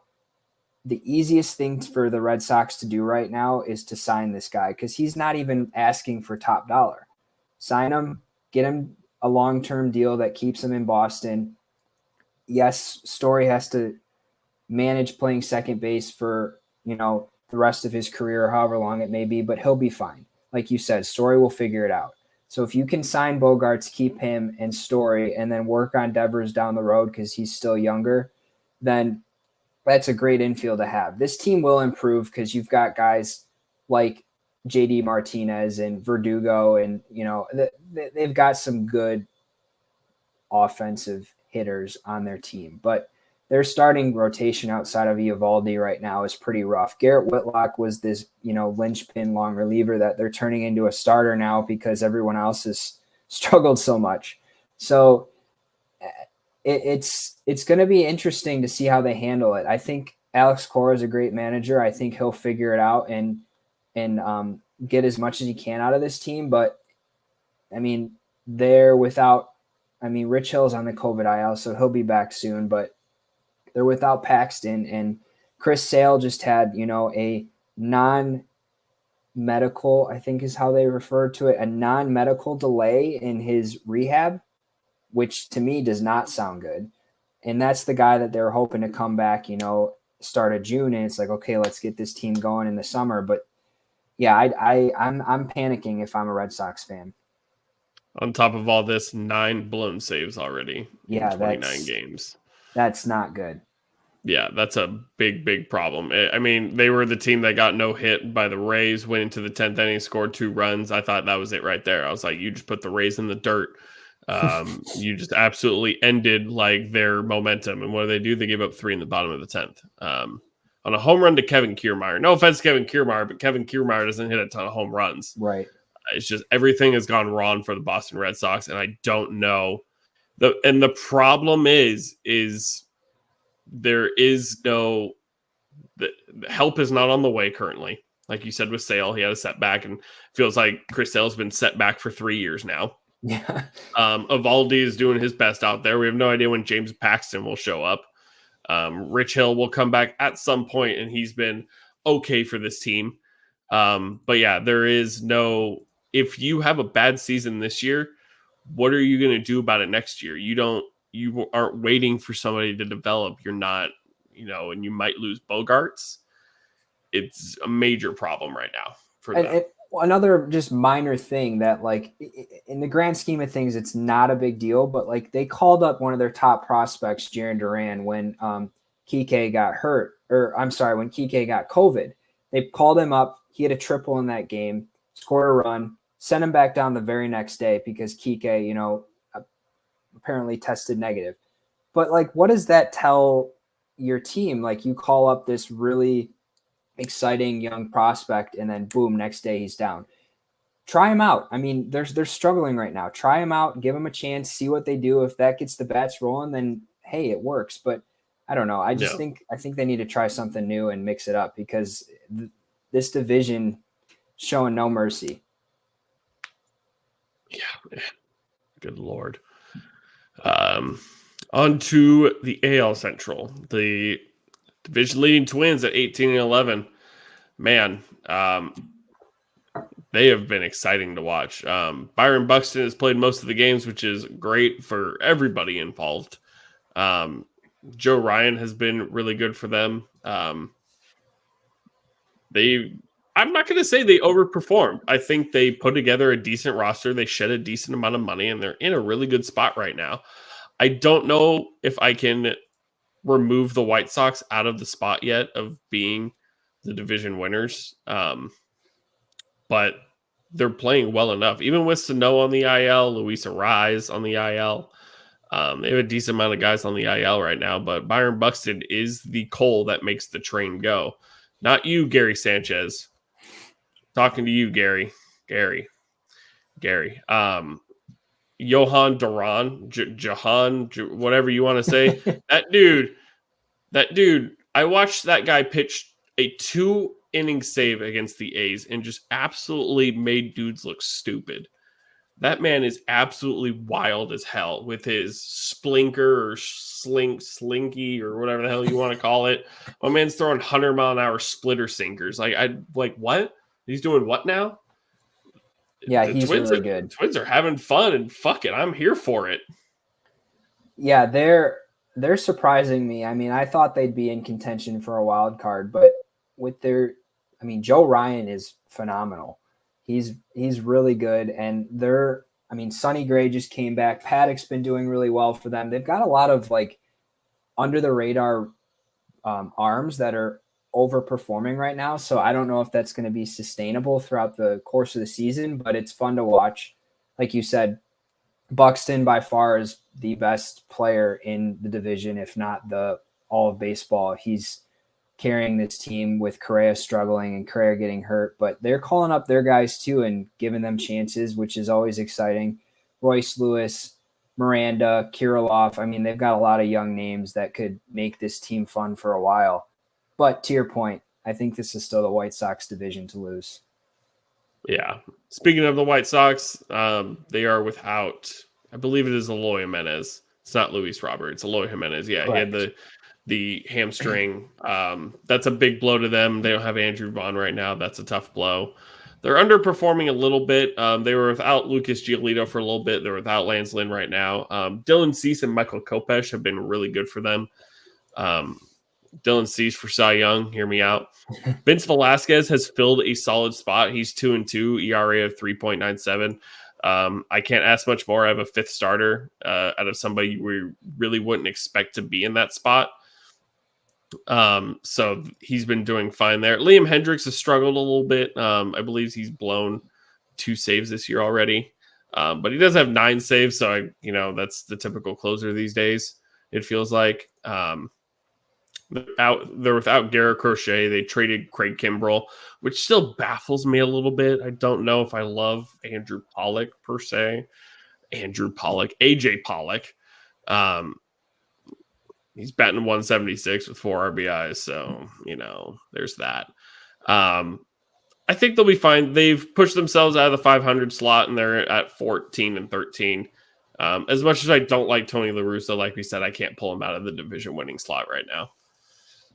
Yep, I agree. I think he's still doing really interesting things with this lineup. And by interesting, I mean just bad. Like the guys that he's deciding to play every day, it's just, I mean, now don't get me wrong. He's got a lot of injuries, like you mentioned, Eloy Jimenez and Andrew Vaughn, but Lance Lynn's going to come back at some point. It's going to make that rotation stronger. Their rotation's really strong to begin with. Their back end of their bullpen is really great too. So if you can just get it to the 7th inning, you got lockdown guys there. Juan Moncada's back today, so that's a bright sight for them. Their lineup's deep. It's just been a slow start for them. I think dead ball, cold weather in Chicago, whatever it may be. But yeah, this division outside of the Twins and the White Sox themselves is pretty shallow. So I think they can collect some games, some wins against the Tigers and Royals. And I think they're going to be just fine. You got the Cleveland Guardians at 14-14, a really streaky team right now. They started off slow, picked it up, got beat up a little bit, and then once they swept the A's, that's where they found their spot. So when in doubt, go play Oakland. Jose Ramirez has 30 RBIs. He's killing it. He is absolutely a nightmare. He is batting .311 with 7 home runs, 30 RBIs, easily in the MVP race right now, and it's not even close. He is the lift that this team needs. Owen Miller, like they're getting a lot of production out of guys I would never thought I would say. Owen Miller, Andres Jimenez, Ahmed Rosario. I love Miles Straw. Stephen Kwan has been something to say the least. And you have a spot in Franmil Reyes who is going to pick it up, but he's batting 227, 3 home runs, 10 RBIs. And usually he's going to be up right there with Jose Ramirez in terms of home runs and RBIs. So they're still in a weird spot, I would say. You kind of look at the rotation. Shane Bieber is that dude. Plesac is off to a rough start. He's 1-3 with an ERA of 4.44. Savali's gotten beat up really, really bad. He's got an ERA over 9. Cal Quantrill has looked really good. I like Cal a lot. He's got an ERA of 3.5. And Tristan McKenzie is kind of doing what we kind of expected, or I expected him to do. Feels like to me a very streaky kind of guy. He could put up a really good start or kind of get beat up a little bit. He hasn't gotten beat up too hard. He does have 2 losses, but he's got an ERA of 2.76. So the Guardians exactly doing what we expect him to do, have a solid 5 outside of Savali right now and kind of just manufacture runs here and there, or just bring up Jose Ramirez with the bases loaded and nothing matters. So there you go. At 14-14, I don't know if I'm ready to call them a playoff team yet, but they're doing well enough right now to stay in the conversation of possibly being in that spot. Yeah, that's how they're going to be all year. That's how they've been since Tito took over. I mean, he's great manager, great pitching. Their pitching development is one of the best in the majors. So yeah, that pitching staff's always going to keep them in games, which is why they're at the 500 mark. I think they're going to hover around there all year. You mentioned it, Jose Ramirez, MVP candidate. I hope he wins it one of these years because he's very deserving.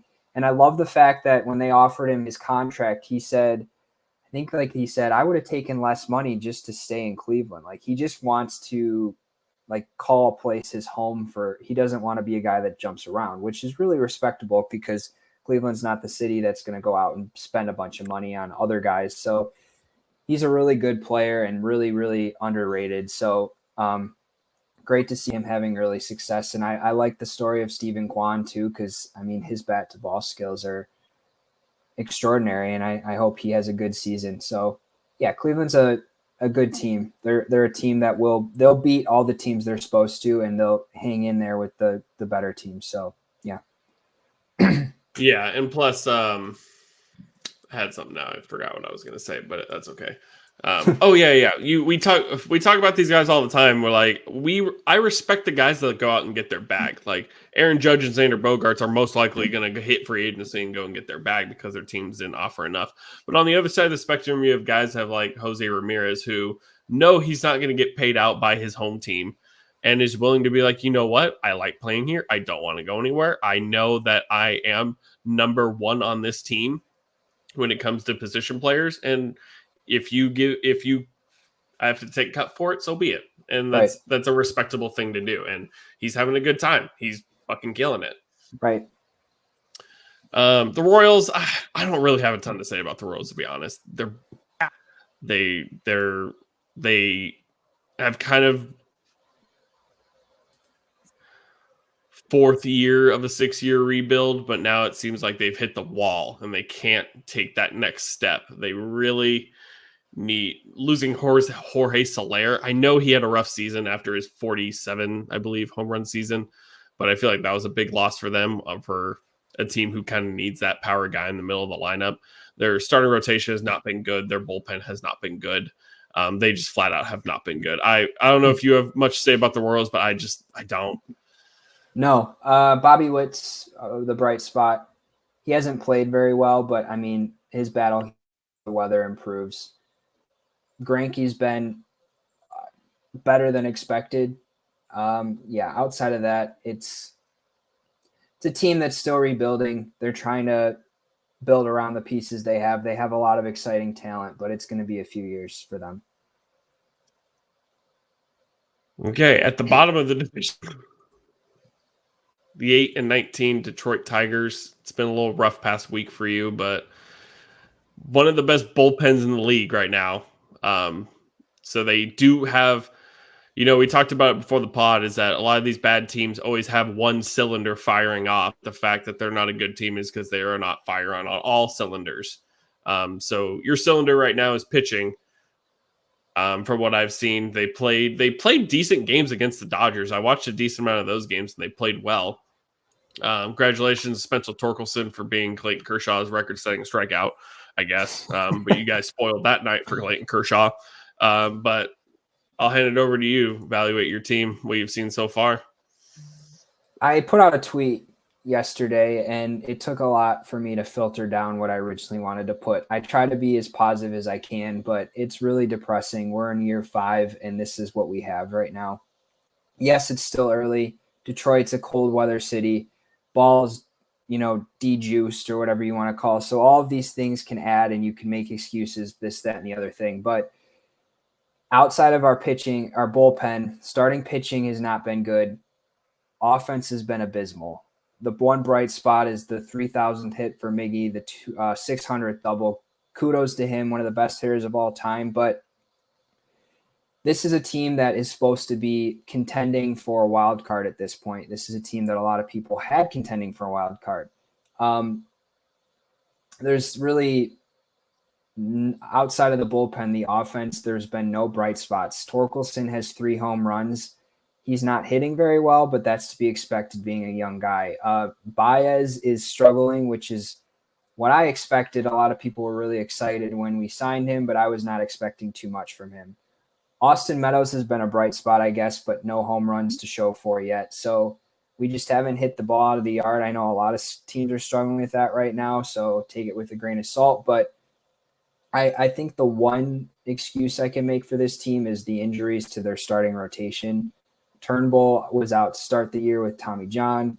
Casey Mize, Matt Manning, and Tyler Alexander have all gone down in the last month. That's a rough way to start the season, especially with a young team that's trying to build.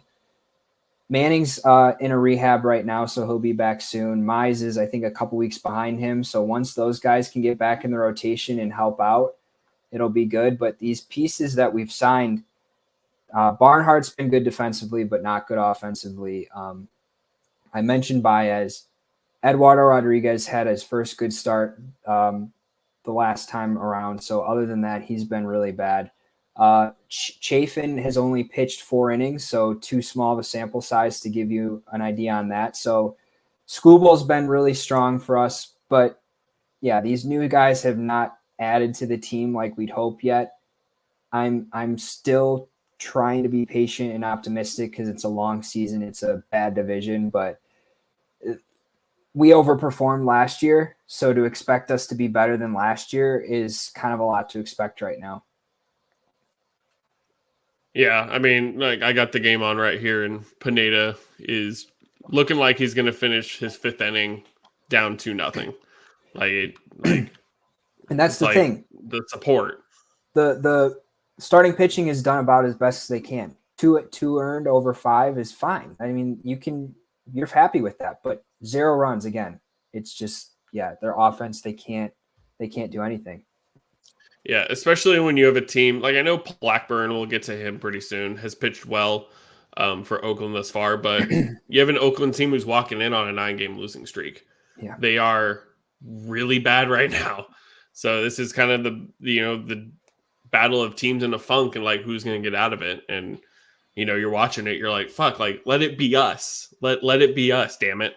Mm-hmm. And like we could talk about the D-Juice ball all day. Man, warning track power has frustrated the hell out of me as a Texas Ranger fan. I feel like so many balls have gotten out, and you kind of look at the teams who rely on home runs, who score a lot of their runs on home runs. The Yankees are near the top of the list with half of their runs almost. So it's weird. You talk about like Meadows and Baez and these guys not hitting home runs when they're kind of home run guys. Austin Meadows seems to me like a 25 to 30 home run guy. He's got the strong power and he kind of strikes out a decent amount, but he's a good ball player. But when the ball ain't going anywhere for you, like what do you do at that point? You already play in Comerica. Like, let's start there. That's one of the biggest problems too. Yep, it's cold. Comerica's a bad hitter's park. So hopefully we're talking about something different in another month's time or so, how the Tigers have turned around and they're future world champions. that would be something. Moving down to the last division, the Los Angeles Angels of Anaheim at 19-11.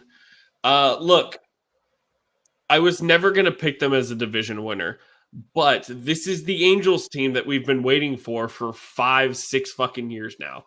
This is exactly what they should have been doing all along with Mike Trout, with David Fletcher, with Anthony Rendon. And I know Rendon hasn't been there in the last, hasn't been there for the 5 years. He's been hurt a lot. Ohtani, but this is the team we've been waiting for Mike Trout to have for a really long time. Joe Maddon's walking Corey Seager with the bases loaded and then still winning the game. Like he's pulling Houdini shit. I don't know what it is.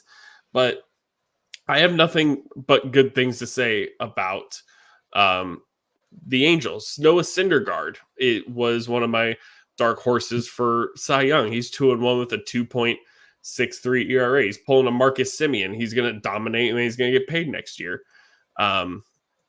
Even the guys in the back end of the rotation have performed really well. They just got Patrick Sandoval back. Michael Lorenzen has been serviceable with an ERA of 4, but for a guy for an offense in front of you like the Angels, that's fine. They could probably score 5 or 6 runs and beat those 4 runs. They have Ryan Tepera, Archie Bradley, Aaron Loop, Raisel Iglesias. They have a decent bullpen for what feels like the first time in a really long time. Max Stassi is playing well. Jared Walsh is the guy who kicked Pujols out, kicked him to the curb. David Fletcher gets on base what feels like every at bat, whether the pitch is at his eyeballs or at his feet. Anthony Rendon, no words needed. Andrew Velasquez has struggled mightily. That's probably the big pull for the Angels right now is shortstop. I'll tell you who hasn't struggled. It's Taylor frickin' Ward. Boy, my man left the Yankees and now is batting .364 with 6 home runs and 15 RBIs, and OPS over 1,100. Taylor Ward has been like Mike Trout. Who? Come on, it's all about Taylor Ward now. It's not even a competition. But I mean, you got Trout batting .307, 6 home runs, 13 RBIs. Like, what a chump, dude! Come on, get it together. But no, this is the team I've expected for a very long time. They've severely underperformed. And I'm not going to change my division pick now. I still think the Astros are the team to beat. They're only half a game back right now. But this is what Angel fans have been waiting for a really long time, ever since they got swept by Kansas City in 2014. Yeah, Mike Trout deserves this. I mean, he's been waiting for this, and it's really exciting to see. I think the difference is Taylor Ward, a strong leadoff hitter that if you pitch to him, he'll hit a home run. If not, he'll take his walk, get on base, and then it's like, oh, you have to face Trout, then Ohtani, then Rendon. Who wants to do that?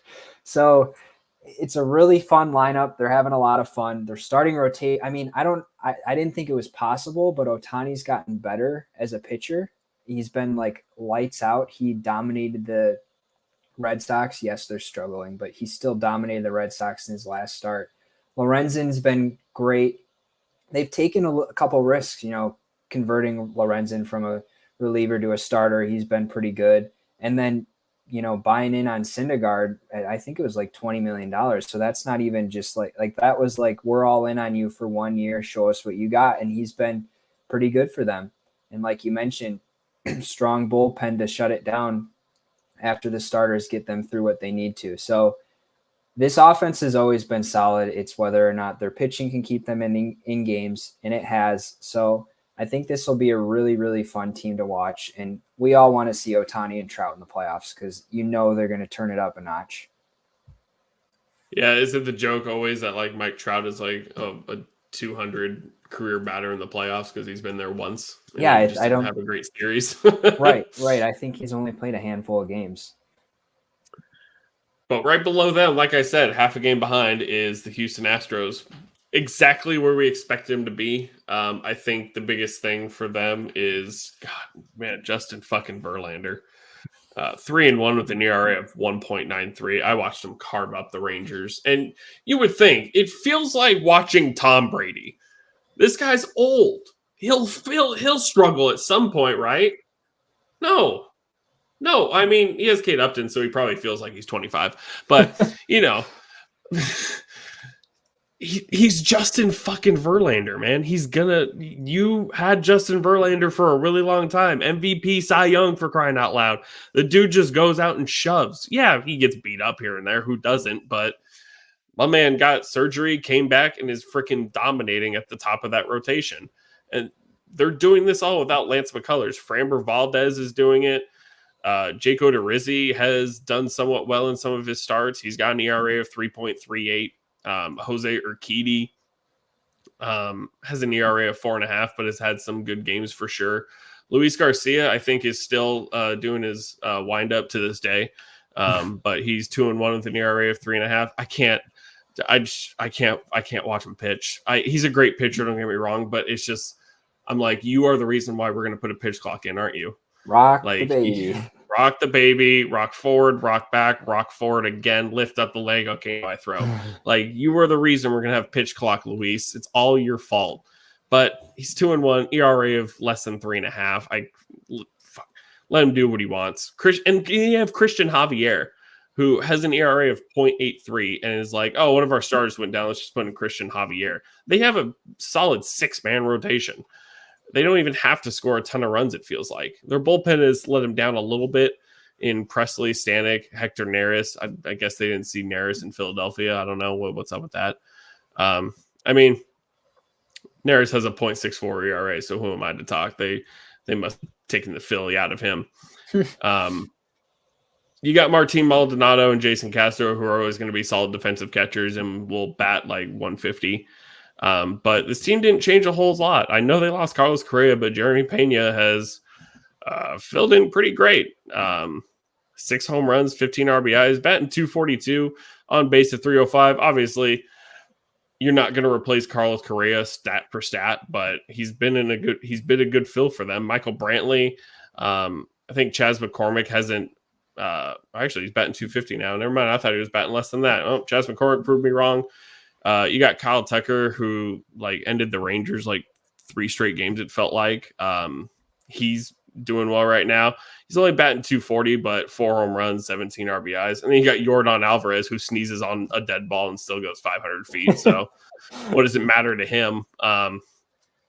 But the Astros are who we thought they were. It is really as simple as it gets sometimes.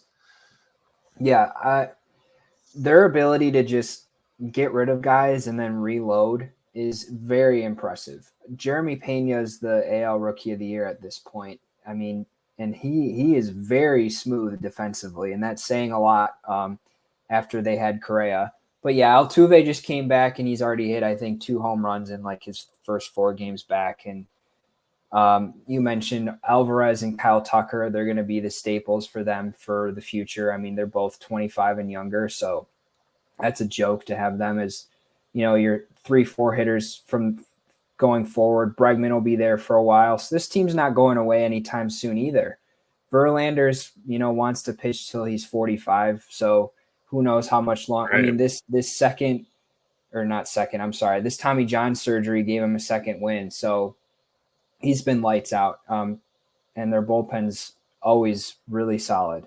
This is, I think, the division winner still and potential World Series contender again. Hats off to Dusty Baker, too, on 2,000 career wins, future Hall of Famer. Great to see what he's kind of turned this team into a more likable team just by being the manager. Took over a really tough situation, but I mean, he's kind of shifted the narrative that, this team is no longer the cheating. I mean, people need to move past that, in my opinion.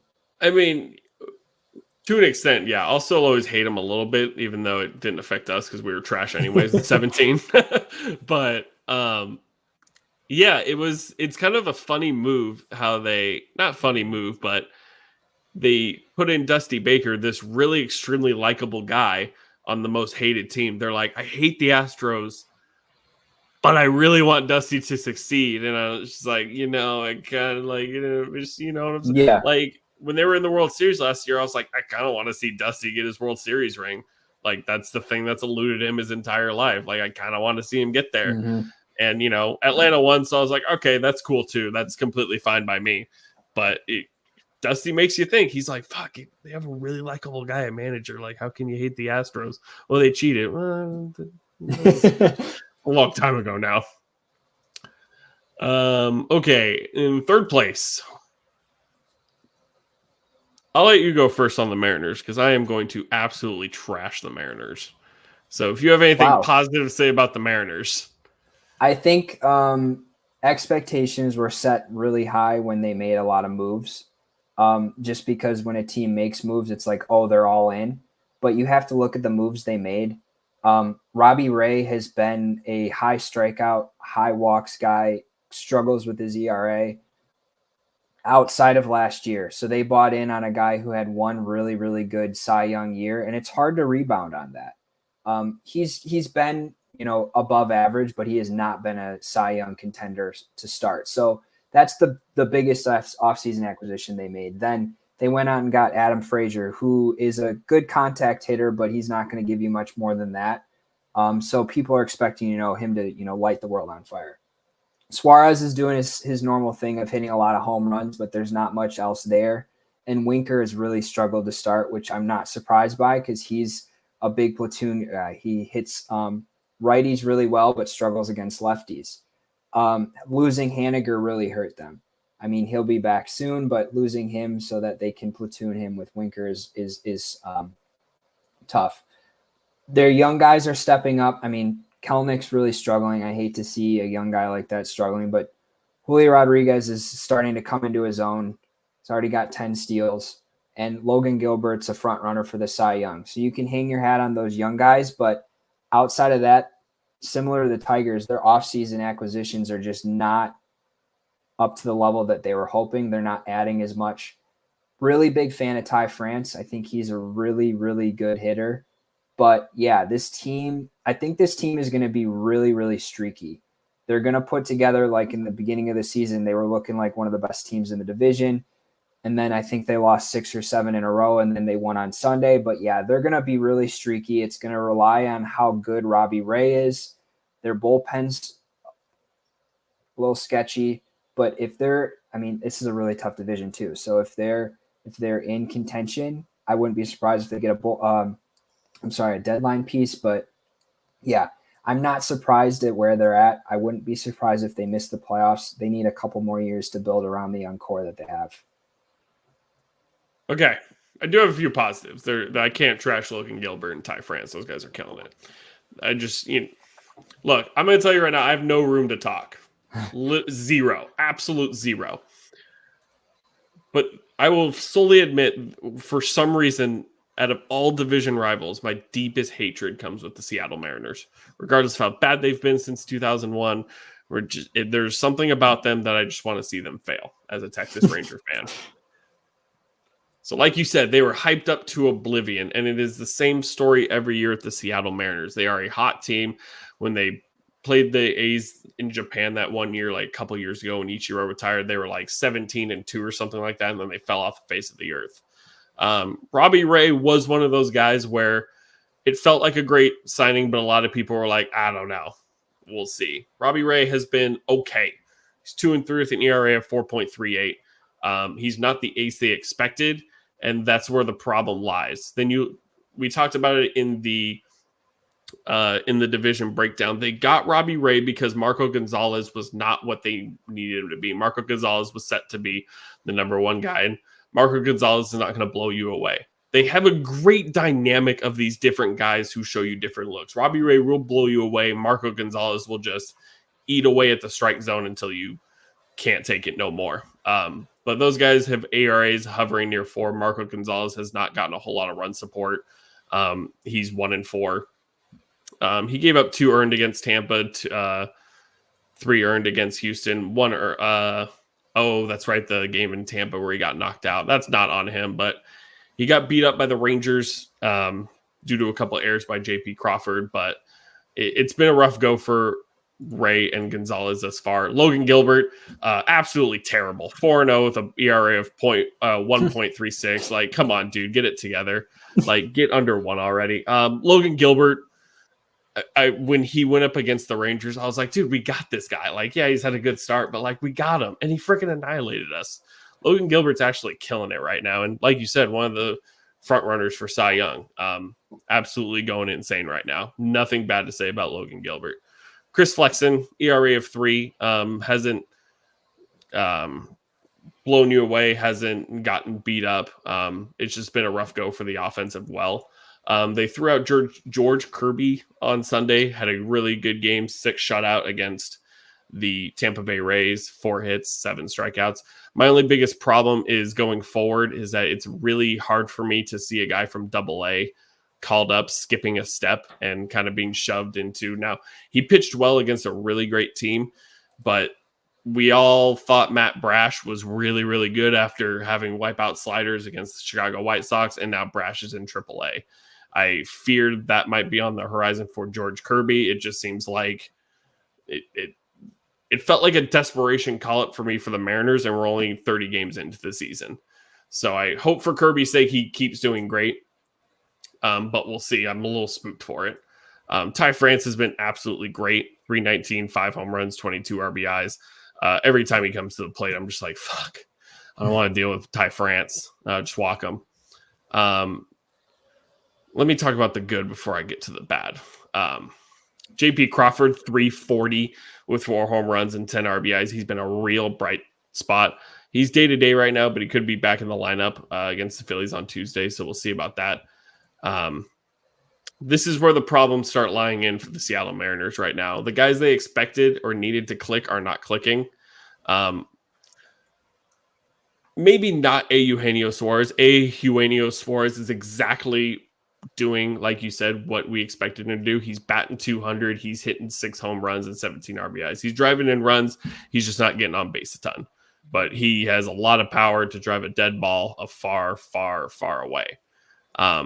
Jared Kellnet continues to struggle mightily.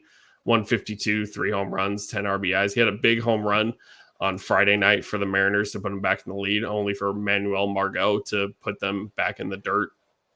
And that's tough. Like, you pinch hit Jared Kellnet because you believe in him, and I like Scott Service as a manager.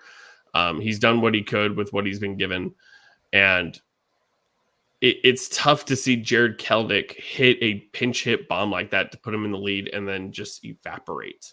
Like, I'm sure you saw the home run that the stadium was turning into a rave party. Kellnet was losing his freaking mind. And then out of nowhere, oh, by the way, Margot just hit a 3-run shot. Like, that hurts. It hurts really bad. Especially for someone like Kellnet, who was like, wow, I just put this team on top, and it just didn't mean anything. Like, you don't get to go into the locker room that night and be like, wow, I won us the game tonight. I put us ahead. Like, nope, it ended up not mattering. I think that's tough. You and I have talked about Julio Rodriguez along Twitter. He's getting a lot of bad calls. He's striking out at a high rate because of bad calls. He's got 30 strikeouts already this season.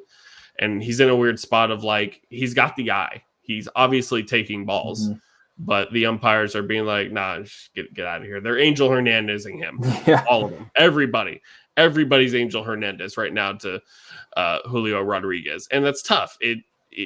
He's still batting .235. He's got his first home run. He's got 9 RBIs. He's got 10 stolen bases. He's a nightmare on the base pass. He has 9 walks. I think he'll get there. He might not be this exorbitant guy that they've hyped him up to be so far, but it'll be interesting to see where he goes from here. It's tough. It's tough right now on him, especially when you believe, I know that's a ball, but I'm walking back to the dugout right now. Like, it's tough. Like you said, Mitch Hanniger, probably one of the best players on that team right now, hasn't been able to play this season. It sucks. It sucks a lot for him. He has a handful of at-bats, but just can't really put anything together right now. Winker, 196, a home run, 9 RBIs. I don't want to say he's not the table setter or he's not the driving the runs guy that they expect him to be. I think Jesse Winker's a really good player. I think he's just severely underperforming right now. I think he can put it together well, but like you said, he struggles against lefties. And if he can't get that together, it's going to be a problem for the Mariners. Adam Frazier has definitely bumped up his average since I last looked at it. He's at 246 now, but I know he was hovering around the 215, 220s. That's a big problem, especially for your leadoff guy. I thought the Adam Frazier trade was really beneficial for Seattle Mariners. Basically got him for nothing. I think he'll get better. It's just that I saw him not getting on base a whole lot and keep being in the top slot, which is good.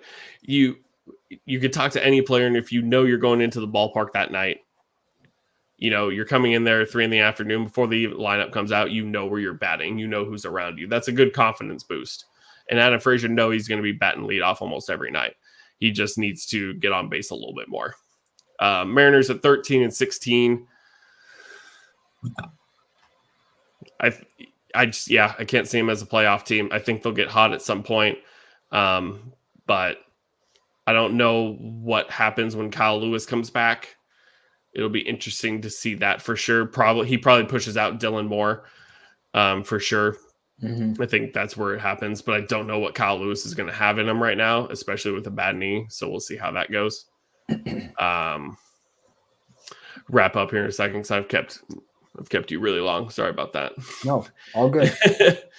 I'm going to talk a lot again because it's time for your boys, the Texas Rangers. I'm honestly just going to be really simple with this. I'm not. I lied. The Texas Rangers I'm extremely happy right now for the Texas Rangers. They're at 11-16 after losing to the Yankees. We're 4-9 at home, but we're 7-7 on the road. To be 7-7 on the road is astronomical for us right now. Let me just tell you right there. Our winning percentage on the road last year was .246. I don't know what it led out to in terms of wins and losses, but we were god-awful on the road. To be able to win ball games and have a 3-2 road trip right now is absolutely nuts. I'll just go down the list. John Gray currently can't stay healthy. I don't know what to expect out of him right now when he can't make a start every 5 days and not get a clear rhythm going. He looked really good today, though. He did until that whole Kiner Falefa bunt. He struggled the first 2 innings with his command, but then he kind of got it going, which is what I really like to see. I just need him to get out there every 5th day and be able to, even if he gets beat up, I just need you to get into the rhythm of I believe that was only his 3rd or 4th start this season. So I'm just I need you to get out there more. Dane Dunning has been absolutely masterful. The training wheels are off for Dane Dunning. He will, as long as he's passing the eye test for Chris Woodward, he's going to stay on the mound. Taylor Hearn has gotten beat up. He's on the IL right now. But I think he'll be okay. He's a flamethrower as a lefty. I think he'll be okay. Martin Perez pissed me off early in the season by getting beat up, but he's only allowed 1 run in the past 19 innings, I believe, in his last 3 starts. So he's grown on me, believe it or not, after pitching that well. He went toe-to-toe with Verlander. He pitched absolutely great against Zach Wheeler and the Phillies. So it's good to see him kind of have that back in him as a Texas Ranger, because once he left the Rangers, he kind of struggled everywhere else. Once he went to Minnesota, once he went to Boston, could never really find it. So it's kind of good that like he's gotten back to where he originally started and done really well. I am a Glenn Otto stan. I love Glenn Otto. I love that we got him in the Gallo trade. I think he's got nasty stuff. I love how he pounds the strike zone. He has pitched significantly better this year. He didn't pass the eye test early for Chris Woodward last season. Got beat up by the A's. This season, he's come out. He pitched really well against Oakland, only gave up a run, only gave up, I believe, 2 runs against the Yankees, and that was just one hanging slider to Giancarlo Stanton. It would have been a home run in 30-30 ballpark, so no Little League stuff there, so we're good there. But he has looked significantly better. He has passed the eye test for me so far, and I hope he continues to succeed. Our bullpen has been absolutely masterful. Top 3 bullpen since about April 21st. So that's really good to see as well because we blew a lot of leads early in the season. Mitch Garver struggles right now. They are trying to keep him having about a day off a series. It feels like he catches, he DHs, day off. He catches, he DHs, day off. And that's fine with the way Jonah Heim is playing. Garver's only batting 205 right now, but I think he'll get there. I think once they get in a good rhythm, and I'll come back to all the hitting here in a second. Jonah Heim has played really well, a great switch hitting power catcher. He's batting 341 in his limited at bats. He's passed the eye test. Nathaniel Lowe, I love Nathaniel Lowe with all of my heart. He was the AL batting leader for a solid 2 days. I believe he's in a really tough skid right now, but I think he'll get there. He got a day off today, which I think will be good for him. We get KC next, so I think our offense can really break out of this cold spell against a bad team. Marcus Semien, look, everyone's going to look at Marcus Semien and be like, wow, he's bad. 178, no home runs, 8 RBIs. He's gotten 3 straight multi-hit games before today. Look, I'm just going to say it. I don't know how many people are going to see this, but Marcus Semien could bat 178 all year long, and I don't give a shit. We had this man for 7 years. We are not expected to turn 102 losses into a playoff contender. Let these guys mesh together for a year, do whatever needs to be done, get 70 wins, and we'll come out next season fire on all cylinders. That's fully what I expect for this to happen this season. If we lose another 102 games, then I have a problem. Then we have significantly taken a step back. We spent all this money. We're a clown show. That's where the problem lies in me. But I think we're going to be just fine in terms of that. The same with Corey Seager. He had 3 straight home runs. He's only batting 231 right now, but the dude puts in the work. I saw him in Oakland working on his batting stance 2 or 3 hours before every single game in Oakland. The dude puts in the work. I know he's going to be just fine. He's Corey Seager. The biggest thing for me and him is staying healthy. I just need him to play 140, 150 games. Third base, kind of a hole right now. We got Andy Ibanez there, but we'll see what happens when Josh Jung is healthy and probably gets the call up this season. Then Adolis Garcia continues to frustrate me with his lack of discipline, but the dude can hit a ball really far. He's batting 206 right now, so he has brought up his average about 30 points over the past couple days. So I think he'll get there. We got Cole Calhoun. Cole Calhoun struggling mightily, but he's a veteran presence and a left-handed bat, so that's all we need right now. And you got Brad Miller, Nick Solak, Eli White, Zach Rex. You have all these guys where Chris Woodward has learned that he is not the New York Yankees. He has about 3 or 4 guys where he's going to put every day. And then you have, is there a lefty on the mound? There's a righty on the mound. There's a righty on the mound. You get Calhoun, you get Brad Miller. Then you got a lefty on the mound. You get Nick Solak, you get Eli White. They're basically in the spot where we know these guys probably can't beat the same-handed pitchers a whole lot, but they're going to face their opposite hand and get on base. We're one of the best pinch hitting teams right now, which I'll take. Most of these guys know that they're not going to finish the game.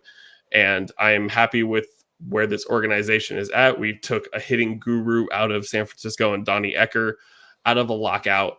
So that's why I'm not concerned about the hitting. I feel like Donnie is going to take this year and just be like, okay, guys, here's my knowledge.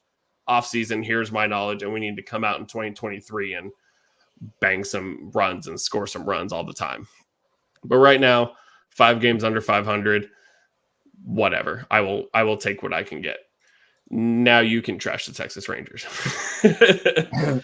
Well, I think they're I honestly think they're doing what I expected. But to your point, the hitting coach that they acquired, he's going to get the guys going. Again, we've talked about it, the de-juice ball, the cold weather, slow starts after a lockout, whatever it may be. You're seeing that with this Rangers teams, especially because Simeon and Seager, they're going to put up good numbers. They've been doing it for a while. So once they get going, this team will win more games. Mitch Garver is a lot better than he's playing right now. So the pieces are there to start building around. But like you said, this is not a team that's going to make the playoffs 1 year after losing 100 games. That's just not how, baseball rebuilds work. So give them, this year to just gel and get their feet under them, have John Gray learn the new system. Like you said, Dane Dunning they took the training wheels off and it's full speed ahead for him. Glenn Otto is going to have a bright future. So there's a lot of young guys that they can build around. And, if they can just see some marginal success this year, then I think next year is the year where we should see them making a push. So yeah, this is just a good rebuilding year for them, and they won't be this bad all year round. They'll definitely improve and win more games, more close games too, because their bullpen is a pretty strong suit for them right now. Oh, how'd that get there? What?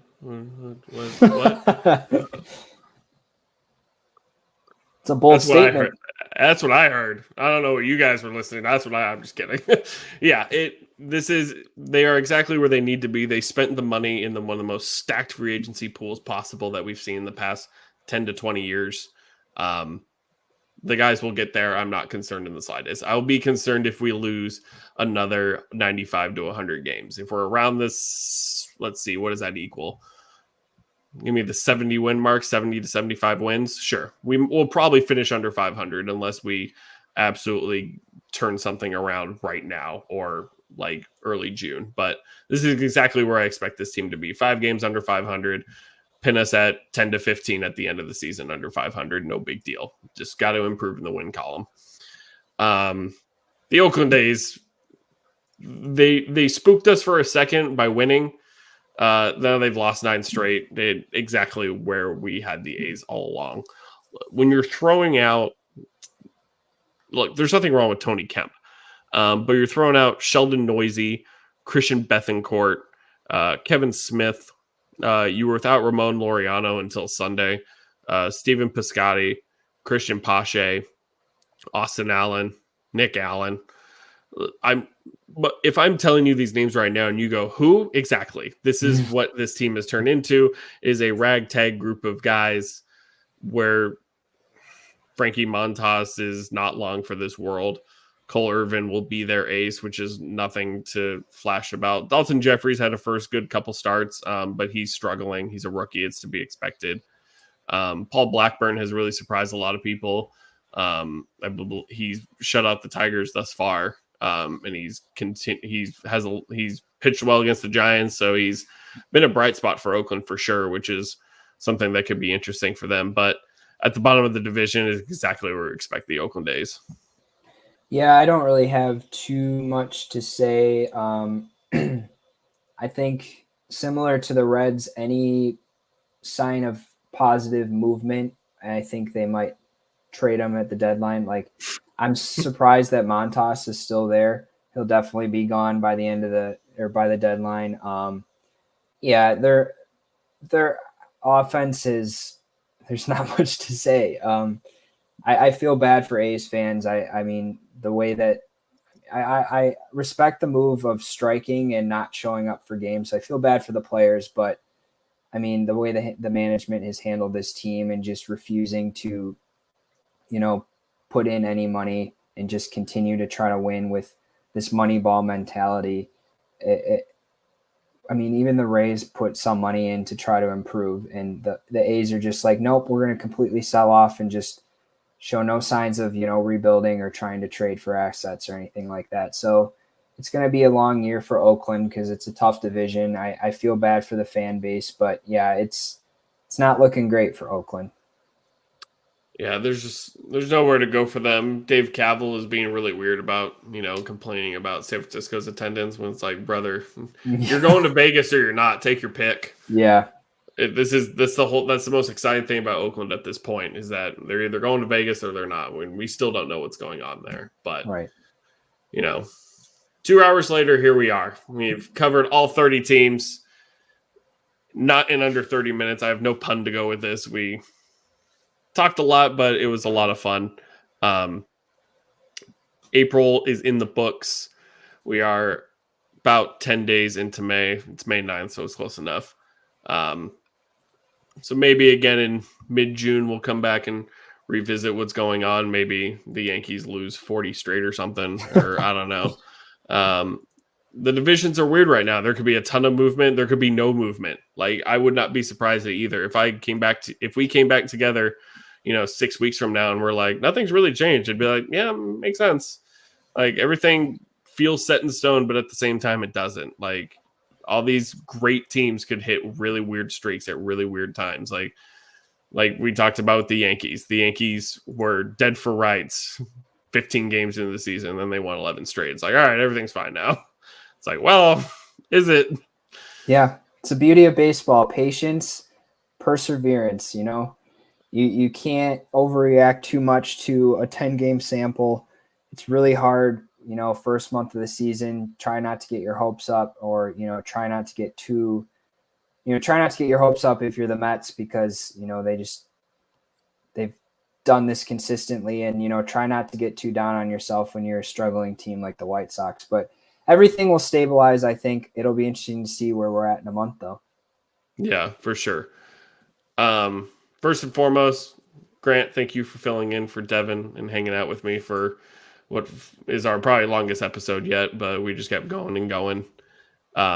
So if you don't follow, if you're a baseball fan, if you're a football fan, if you're a fan, if you have a Twitter account, you can follow Grant at Database Hit, whatever you say, it doesn't matter. You click on his name, you follow him. It's as easy as that.